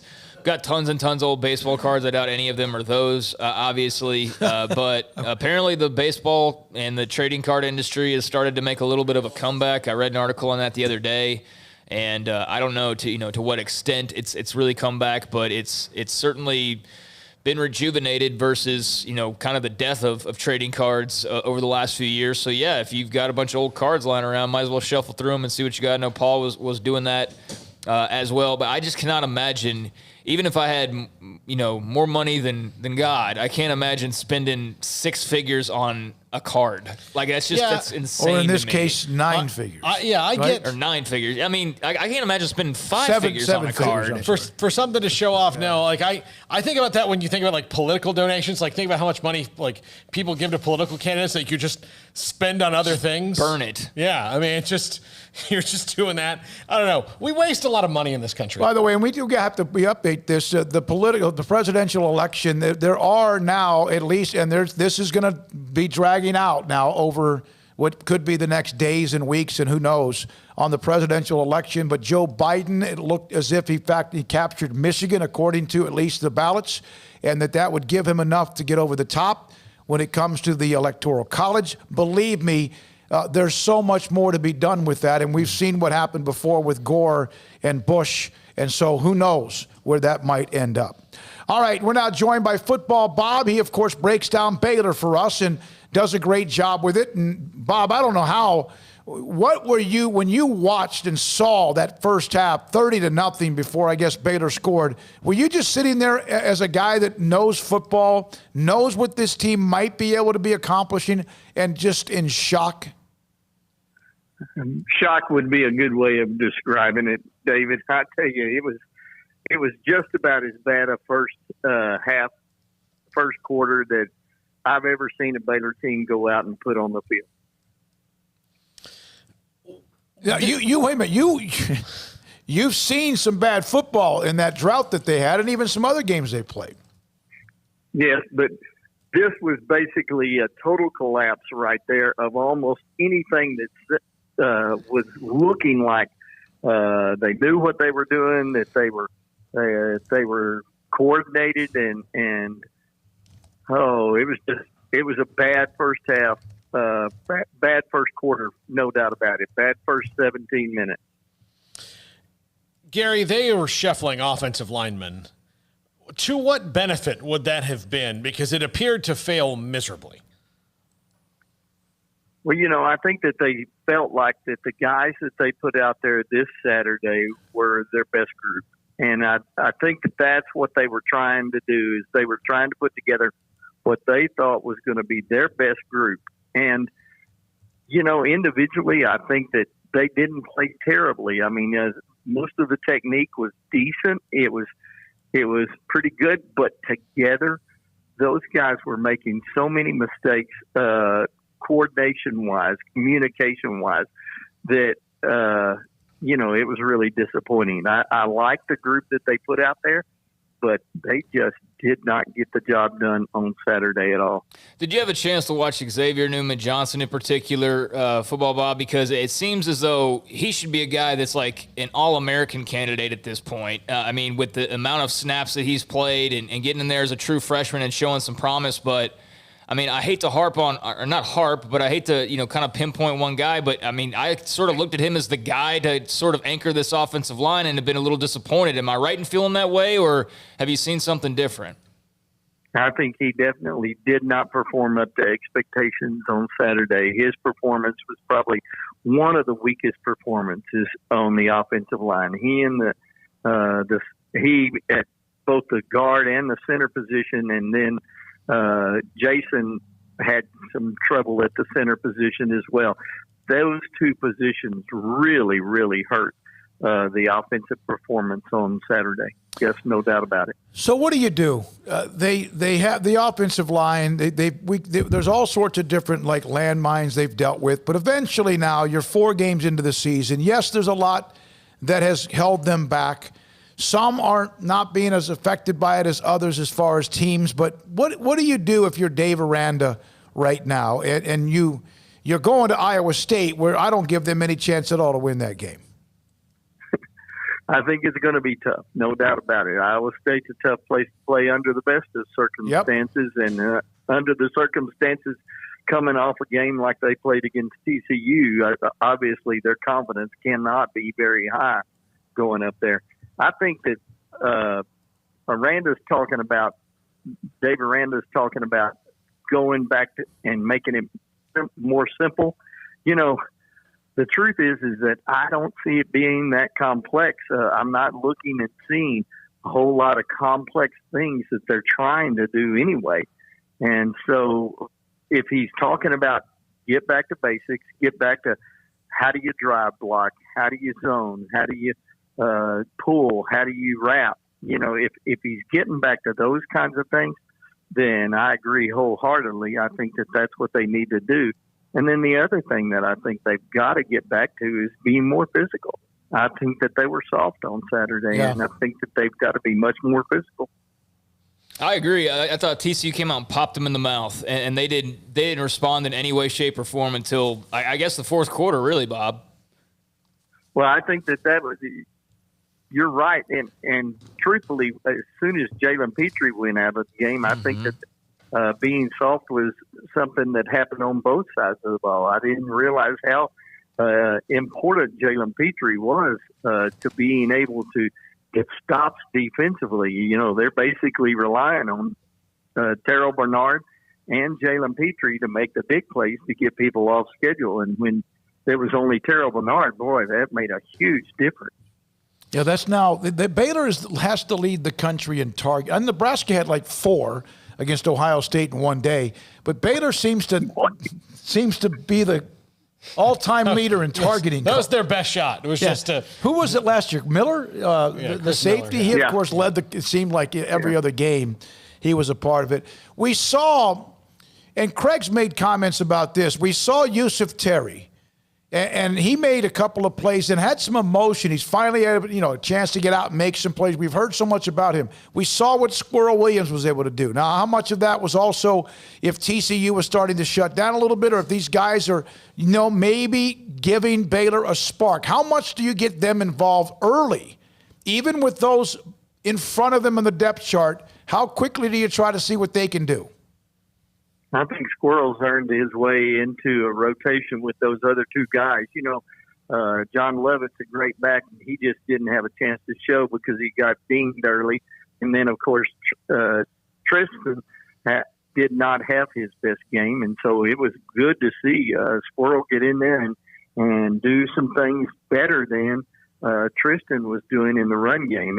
And Sqwirl also has shown now something that I was concerned about him for. I was concerned whether or not he would hold up as a pass protector, but I was fairly pleased with the way he picked up blitzes and the blocks that he made on people that were certainly bigger than he was. They were effective blocks, and so I feel a lot more confident with Sqwirl in there in the passing game if he has to pick up a blitz.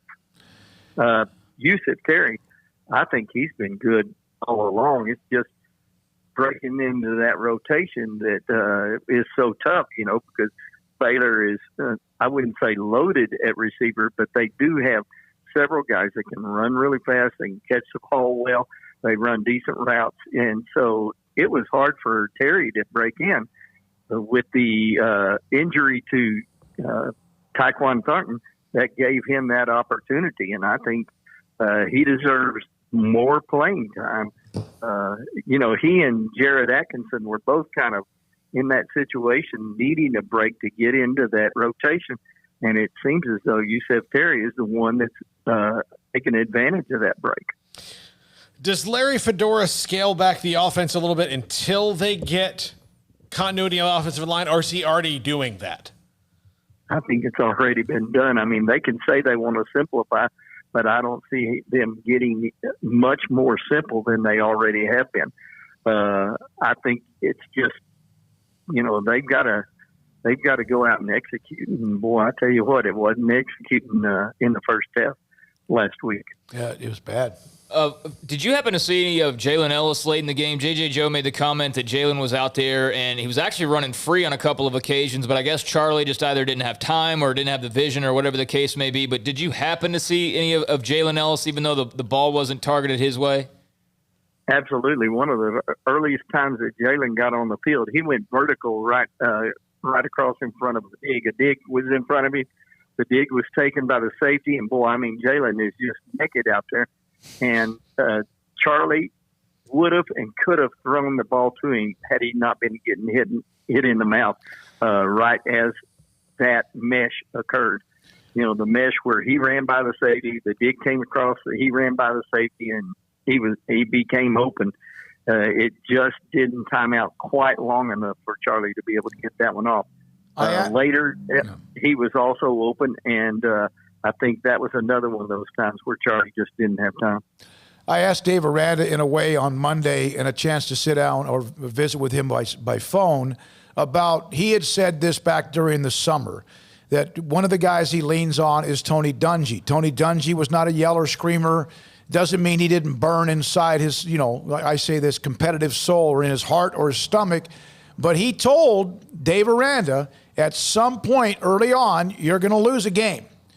And now we didn't expect 1-3, but you're going to lose a game, and maybe you lose a couple. And then all of a sudden, people are going to start saying, well, they take on the personality of their head coach, or he doesn't scream enough or yell enough. And you know how that is, Gary. You've been in the coaching profession for a long, long time. That doesn't mean that you want it more. But I saw that flash up a couple of times on my timeline Saturday, and Dave addressed it. And, he can't change who he is, right? You can't be someone else because then you become fake. You're absolutely right. Now, he has to be the head coach, and he has to demand accountability, and everybody has to know when that accountability is demanded. And he has to do it for his coaches. He has to do it for the players. And those are things that are non-negotiable. But he still has to do it his way. I think that I was kind of pleased with the broadcast the other day in that they talked about him and the way he has to get things done. And I think they painted a pretty good picture of the way Dave has to do it. He's got to be what he is down deep in his soul, but he also has to make sure that accountability is demanded. Well, Greg? So what are you expecting this weekend? I mean, Iowa State, obviously a tough challenge. And I mean, how do you go about, I guess, offensively looking to score? Do you see any avenues, any holes, anything to be taken advantage of? Oh, yeah. I think that you can move the ball against they're a good defense, no doubt about it. But they expect that safety in the middle to make most of the plays. And if you can take advantage of that with play action and those kinds of things, that leaves holes in the secondary. Either it's a dig or it also leaves some vertical opportunities. I think that, they're good. They're well coached. But Baylor, man to man, all the way up and down the line, could compete with them on a level playing field. But whether or not Baylor can put it together in 5 days between last game and this game, I don't know. I'm not optimistic about that right now. I've been kind of a green and gold Pollyanna, but my Pollyanna's gone. I said that earlier. I've said that for the last couple of days. I'm not giving them the benefit of the doubt anymore. Like I've done that for a month now, and it's no disrespect. It's just, I'm a crazy person if I continue to just think they're magically going to put it together when the evidence has gone the complete opposite way.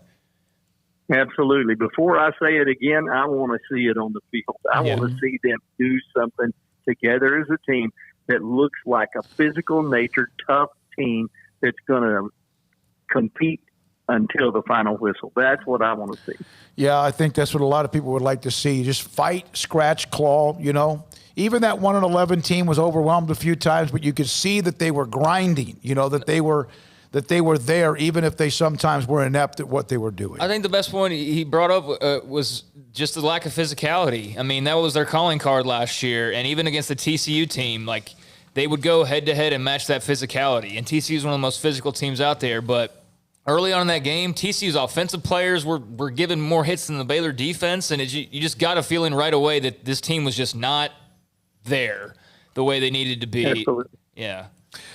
And the support out of the secondary was not even close to what it had been in the weeks previous to this. And maybe that was part of Jalen not being there. But the other thing is that there are other guys that have been out there that they just weren't quite as effective as they have been. Mm-hmm. Gary, Football Bob, thank you as always. We appreciate your time. We'll talk to you again, hopefully with, I don't know if a different result, but at least a game that gives, I think, people a chance to grab onto something and see if things are turning the corner a little bit. Football Bob with us on Wednesdays. I hope so, too. Thank you. 5:30 on SicEm365 Radio. That's the thing that you could at least hold on to in the rule era was that this team, even if they were taking loss after loss, they were at least showing signs of something along the way. It wasn't always pretty. It wasn't always entertaining, but you just at least saw some younger players playing. And you said, okay, well, Treston Ebner and John Lovett and those guys, hey, they're only true freshmen right now being thrown into the fire with a brand new staff, scandal, all that, and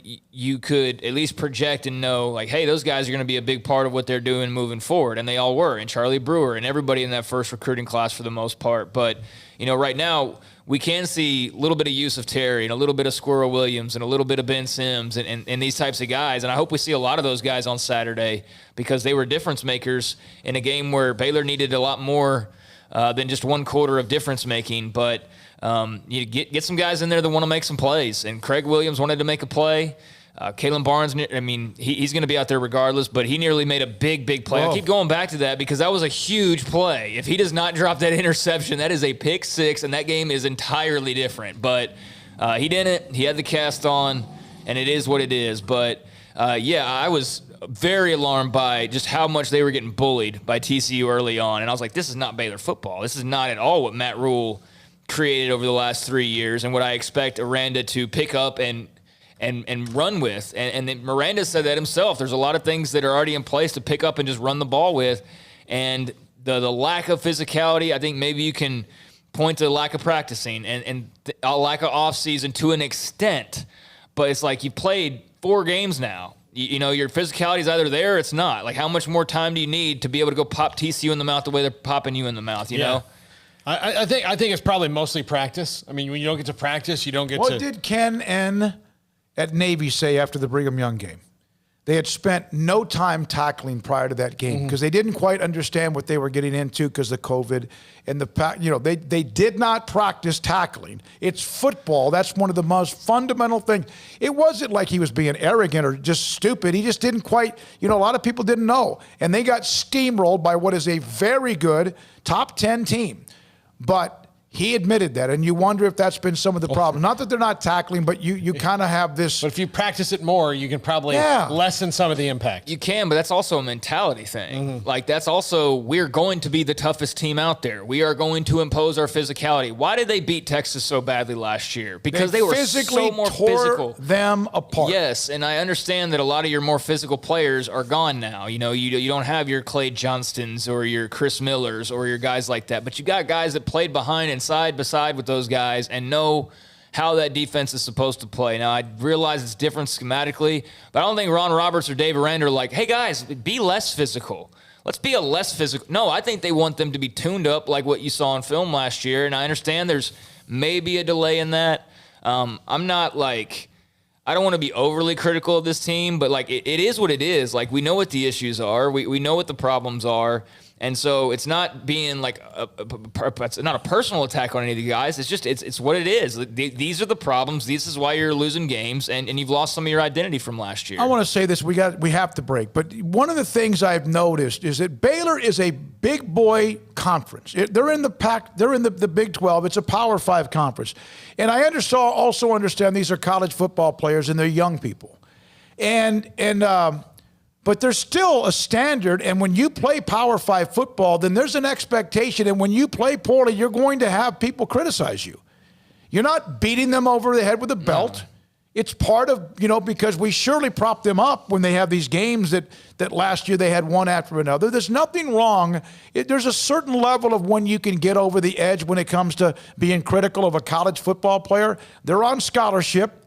They have a lot of things now that they didn't have 5 or 10 or 20 years ago. I know it's hard. I understand there's all these distractions. But when you play big boy football, you're going to take heat at times if you don't play at a certain level, whether you're Charlie Brewer or whether you're somebody else. Look, man, if they lost 28-27 and like they were down 14-0 during most of the game and they came back and they lost and whatever, okay, fine. When you're down 30-0 and showing at home no fight to your rival. The only one that showed a fight was Jalen Petrie getting a targeting call. Yeah. That opens room for criticism. Yeah. Sorry. All right, we got to come back. One more break. We got to come back and wrap it up. Tomorrow we'll tell you a little bit about what we have as well. SicEm365 Radio. Muscle-wise nutrition. How many times have you tried the do-it-yourself program to lose weight? You may not know that a typical do-it-yourself program, a quarter of the weight you lose is due to muscle breakdown and loss. Well, that's going the opposite direction. Muscle does weigh, well, it can be heavy. That's a good thing, but you want lean muscle. But right now, with COVID harming obese and overweight patients being at ideal body weight, more than ever important now than maybe ever before. Overweight has always been something you should try to avoid. 30 physicians in Central Texas were tired of seeing their patients fail at losing weight, trying to do it by themselves, and they opened up what is called Muscle-Wise Nutrition, a coach-managed weight loss program that targets fat and spares the muscle. The 4 Muscle-Wise locations have taken off over 19,000 pounds from Texas dieters in the last few years. A combination of coaching, weekly body composition analysis to target the fat loss are keys to success as well. Coaches teach you how to eat and live a healthy lifestyle. You can email them if you want more information. We'd love for you to do that at SicEm365 at MuscleWiseNutrition.com. Let me do that again. SicEm365 at MuscleWiseNutrition.com. Coaches will contact you with free educational seminars. Don't wait. Right now, SicEm365 at MuscleWiseNutrition.com. The Black is back. It's the Black Friday sales event at Allen Samuels. Get special holiday deals on the truck of your dreams, like a brand new Ram Lone Star Crew Cab with special factory discounts and financing, or grab hold of the Swiss Army knife of SUVs, Jeep Gladiator, and head for holiday adventure. The Black is back. The Black Friday sales event from Allen Samuels, your friend in the car business. Stepping into a new pair of boots is great, but stepping into the boots of a U.S. Army officer can also add confidence and leadership skills to your son or daughter's career path. There are more than 150 occupational specialties to help them find the best fit for their future. See all the things your son or daughter can achieve in our boots at GoArmy.com. U.S. Army Waco Recruiting Company, 254-598-8131 or 254-776-1543. Let Camille Johnson Realtors guide you seamlessly through the process of buying your dream home or selling your current one. Commercial, farm and ranch, or residential, Camille Johnson Realtors can smoothly and successfully lead you through any transaction. With a team of 28 experienced agents who are excited about serving you, Camille Johnson Realtors services the entire greater Waco area. If you're in the market to buy or sell, contact Camille Johnson Realtors, 104 Midway Center in Woodway, or find them online at www.CamilleJohnson.com. Camille Johnson Realtors, elegant, charming, warm. Welcome home. It's the heat of the summer, but the real heat is what you're cooking on the grill, smoker, or in the oven. So Waco Custom Marketplace can be your go-to playmaker for summertime grilling. You can't go eat anywhere else? Be your own chef with custom ordered and cut ribeyes, sirloins, fillets, New York strips with a focus on high-quality beef at a competitive price. Waco Custom Marketplace also has fresh deli cuts with sliced turkey, ham, pepperoni, or corned beef. Waco Custom Marketplace also your home for the freshest seafood in town.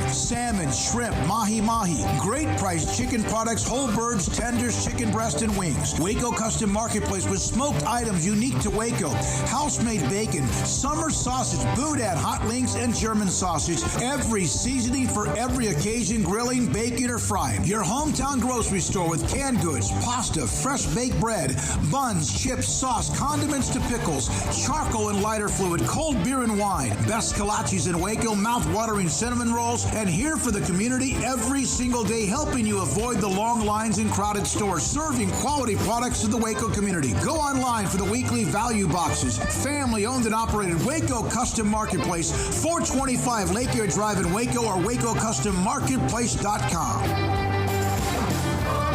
From the first workout to the last practice, sports is an incredible and rewarding challenge. Hi, this is Dan Ingham with the First National Bank of Central Texas, and we're proud to support each athlete, every parent, and our educators. From families, small businesses, to the biggest industry, we're here to help. With remarkable products like our free First mobile app, we've got banking ideas that fuel big dreams. That's the First National Bank of Central Texas. Familiar faces making local decisions. Member FDIC, Equal Housing Lender. One size fits all. That may be all right for an adjustable belt or cheap sunglasses, but when it comes to your financial needs, no one wants a one-size-fits-all strategy. Cam Heathcott, your Edward Jones financial advisor, knows that his most important goals are yours. That's why he takes the time to understand your needs. Knowing you, that's how Edward Jones makes sense of investing. Cam Heathcott, covering Conroe and Houston, 936-756-7717 or cam.heathcott@edwardjones.com. Edward Jones, member SIPC. Welcome back to SicEm365 Radio. Are you a SicEm365 super fan? Then try out our premium subscriptions at SicEm365.com. All right, back here to wrap it up, 554 SicEm365 Radio. Man, we appreciate all of you that contact us, whether it's the chat room brought to you by Willis Law Firm, SicEm365.com, on the Riverbend Liquor and Wine text line, phone calls, and then on just Twitter. A lot of you on Twitter. Many of you just text either of us, all of us, and then, of course, direct messages as well. So we just had Football Bob. We've mentioned Armstrong Sims, who is the mastermind of what we do behind the scenes. And I didn't do what I said I was going to do because then Drake left, but Armstrong Sims is the mastermind of this thing. We absolutely love you. Like, we have feelings for you. We love you a lot. We really do. Yeah. I mean, I'm being serious. I mean, he's amazing. Yeah. And then we have Drake, and we've had CJ, and these guys are great. And then Jack, Baylor student, right? Jack, put up that graphic of Football Bob for a second. Now, I don't have any idea how to do anything when it comes to graphics. Yeah. But I was sitting there doing the interview along with Craig and Paul with Gary, Football Bob, and I saw that graphic. And I'm like, that's damn nice. And Jack did that. He's right here with us. And, I mean, to have the play, like the coach, like I'm waiting for Vince Lombardi to seal here, you seal there. That's what that play looks like. That's that play. You get a seal here. It looks like a counter tray, actually, to me. But Jack made that. He does a lot of our graphics. Oh, I know he does. Very good. We need to bring that up. Plus, you have all the stuff at the bottom, and you put Baylor, Iowa State, and it's just incredible. The first time he made this graphic, he sent it to me, and then he sent it again and said, oh, that play was wrong or something. Did you really? Wow. Something like that. That's so nice. It's like they'll figure that one out. I don't know. I've worked, this is my 39th year or so in the business, and the crew we have behind the scenes is incredible. How was the play? Was it a babasketball play? Did you? No, I forgot the pulling guard. Only the tackle pulling. Okay. Well, that'll screw up the play. Yeah, we don't. It could have been against TCU. Yeah. All right. Okay. Thank you very much, Jack. Appreciate it. And Armstrong, you always. Drake and CJ as well. Big 12, the rest of the week, we have Kansas plays at Oklahoma. We mentioned their first home game in 42 days. West Virginia at Texas. That ought to be kind of, maybe Texas. We always overestimate them. Maybe that got them untracked. Texas Tech at TCU. And then you have Oklahoma State at Kansas State. Kansas State maybe about to fall into a little hole? I don't know. And then Baylor, of course, at Iowa State. I guess Oklahoma State's loss last week was just part of their plan since they've already, according to their fans a few weeks ago, clinched the Big 12 championship spot. Yeah, that's what I thought about the whole time. Lord knows they always play really well against Oklahoma, so there's no way they're taking a second loss anytime soon. I was at the game and watching the game, and I was watching that game, and I could tell at the end of the first half, this is going to be a game. I've seen Texas do that in Stillwater, and I've seen Oklahoma State throw up on themselves with the turnovers, not running into a punter, but roughing him. The 4th and 19, they absolutely threw up all over themselves. I will say this. Mike Gundy is a great head coach, but I feel like there's a ceiling. And, this is the year that if all the absurdities going on, you had the fortune of two of the best players in all of college football doing the unthinkable and deciding to come back and play for you. And you've got the table set up right in front of you, and you allow Texas, by your own bad mistakes, sound familiar, Baylor? Your own bad mistakes to stay in the game, and then just make enough plays to win. And that's the difference between being in the college football playoff, which they could still be. I mean, they still could, but they got to run the table now. They can't have another second regular season loss. So, that's just, hey, you got Mike Gundy, you're going to win 10 games, 4 out of every 5 years probably. But are you ever going to win a Big 12 title?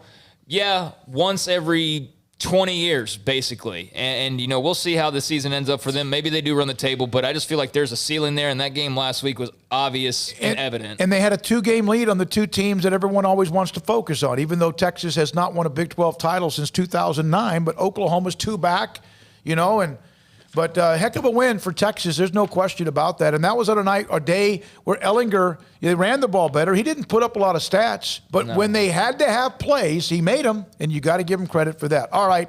I mentioned thanks to Jack and also Armstrong. Thanks to Drake. Thanks to Sqwirl Williams, Shane Anderson, Don Hyde, Ryan Miller from Baylor. Also, KJ Smith, former Baylor defensive end, Olin Buchanan, John Machota, and also Football Bob. We didn't get to the Scott Drew comments. We'll do that tomorrow. We have Ken Pomeroy tomorrow, one of the ranking gurus, right? 5 of the top 9 teams in his top 300 or whatever it is are from the Big 12, and they've had the best conference in 6 of the last 7 years. Well, most importantly, isn't Baylor number 1? Yeah, Baylor was number 1, absolutely. For Craig Smoke, Paul Catalina, for everyone I've mentioned, our incredible sponsors across the board.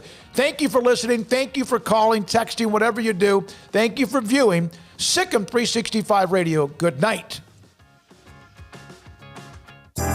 Riverbend Liquor and Wine has their easy-to-access drive-thru open and convenient and clean in-store location on the corner of Lakeshore Drive and North 19th Street in Waco. Riverbend Liquor has the best and most extensive variety of craft beer selections in Waco, and Balcones whiskey, including single malt, pot still, baby blue, rye, brimstone, and the all-new lineage in stock. Riverbend Liquor and Wine, family-owned and operated, and a hidden gem in Waco on Lakeshore Drive and 19th Street. And find out more on Facebook and Instagram. Ideal MRI is a small family business right here in Central Texas. We're open to support you while lowering the cost of healthcare bills. When you need an MRI, ask your doctor for an Ideal MRI. Visit us at idealmri.com or call us at 833-IDEAL-MRI.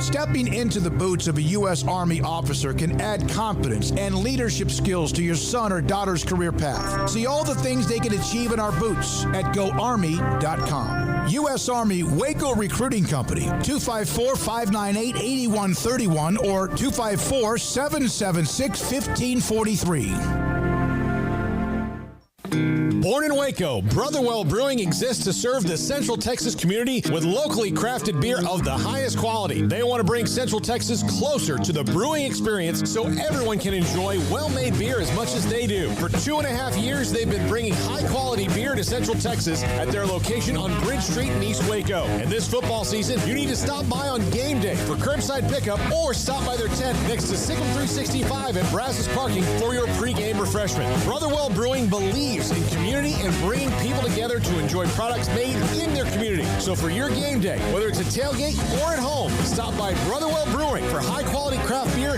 made right here in Central Texas, 400 East Bridge Street, and check them out online at brotherwell.com. Boozers is the wedding ring store and more. If you're ready to get engaged or already married and want to upgrade your wife's ring for a special anniversary, Boozers is the place to go. With the largest selection of premier quality diamond engagement rings and wedding rings in Central Texas. They have 7 cases with over 300 styles of rings from top designers like Natalie Kay. Choose from yellow, white, or rose gold, plus beautiful top quality loose diamonds. With an in-house jewelry, they can also custom make anything you want. Bring in a picture or drawing and let Boozers create your one-of-a-kind pendant or ring. They can even use some of your old gold and diamond jewelry to create something new. At Boozers, you'll find a great selection of quality timepieces, and Boozers is the place for expert watch maintenance and repairs, too. They specialize in expert Rolex watch repair for fine jewelry, watches, custom work, and more. Go to Boozers on Valley Mills and Lake Air Drive in Waco. Boozers, the wedding ring store and more. Texas Board Certified Personal Injury Trial Lawyer and Baylor alum David Willis and Baylor alum Parker Willis are ready to help if you or a loved one has been wrongfully injured in an auto accident, SUV rollover, industrial accident, 18-wheeler crash, or were seriously injured by a defective product or recall drug. Call them for a confidential and free case consultation at 1-800-GOT-HURT or visit them at texastriallawyer.com. Principal office located in Houston, Texas. Southwest Sports Medicine and Orthopedics, the team physicians for Baylor Athletics, specializing in diagnosis and treatment of any and all sport-related injuries, celebrating over a decade of service to Central Texas. They tackle all surgical and non-surgical problems that arise from an active lifestyle. Trust the doctors that Baylor trusts, and when injuries sideline you, don't wait for Monday. Join us at 8:30 on Saturday mornings for a post-game injury evaluation clinic. Southwest Sports Medicine and Orthopedics. We get you back in the game.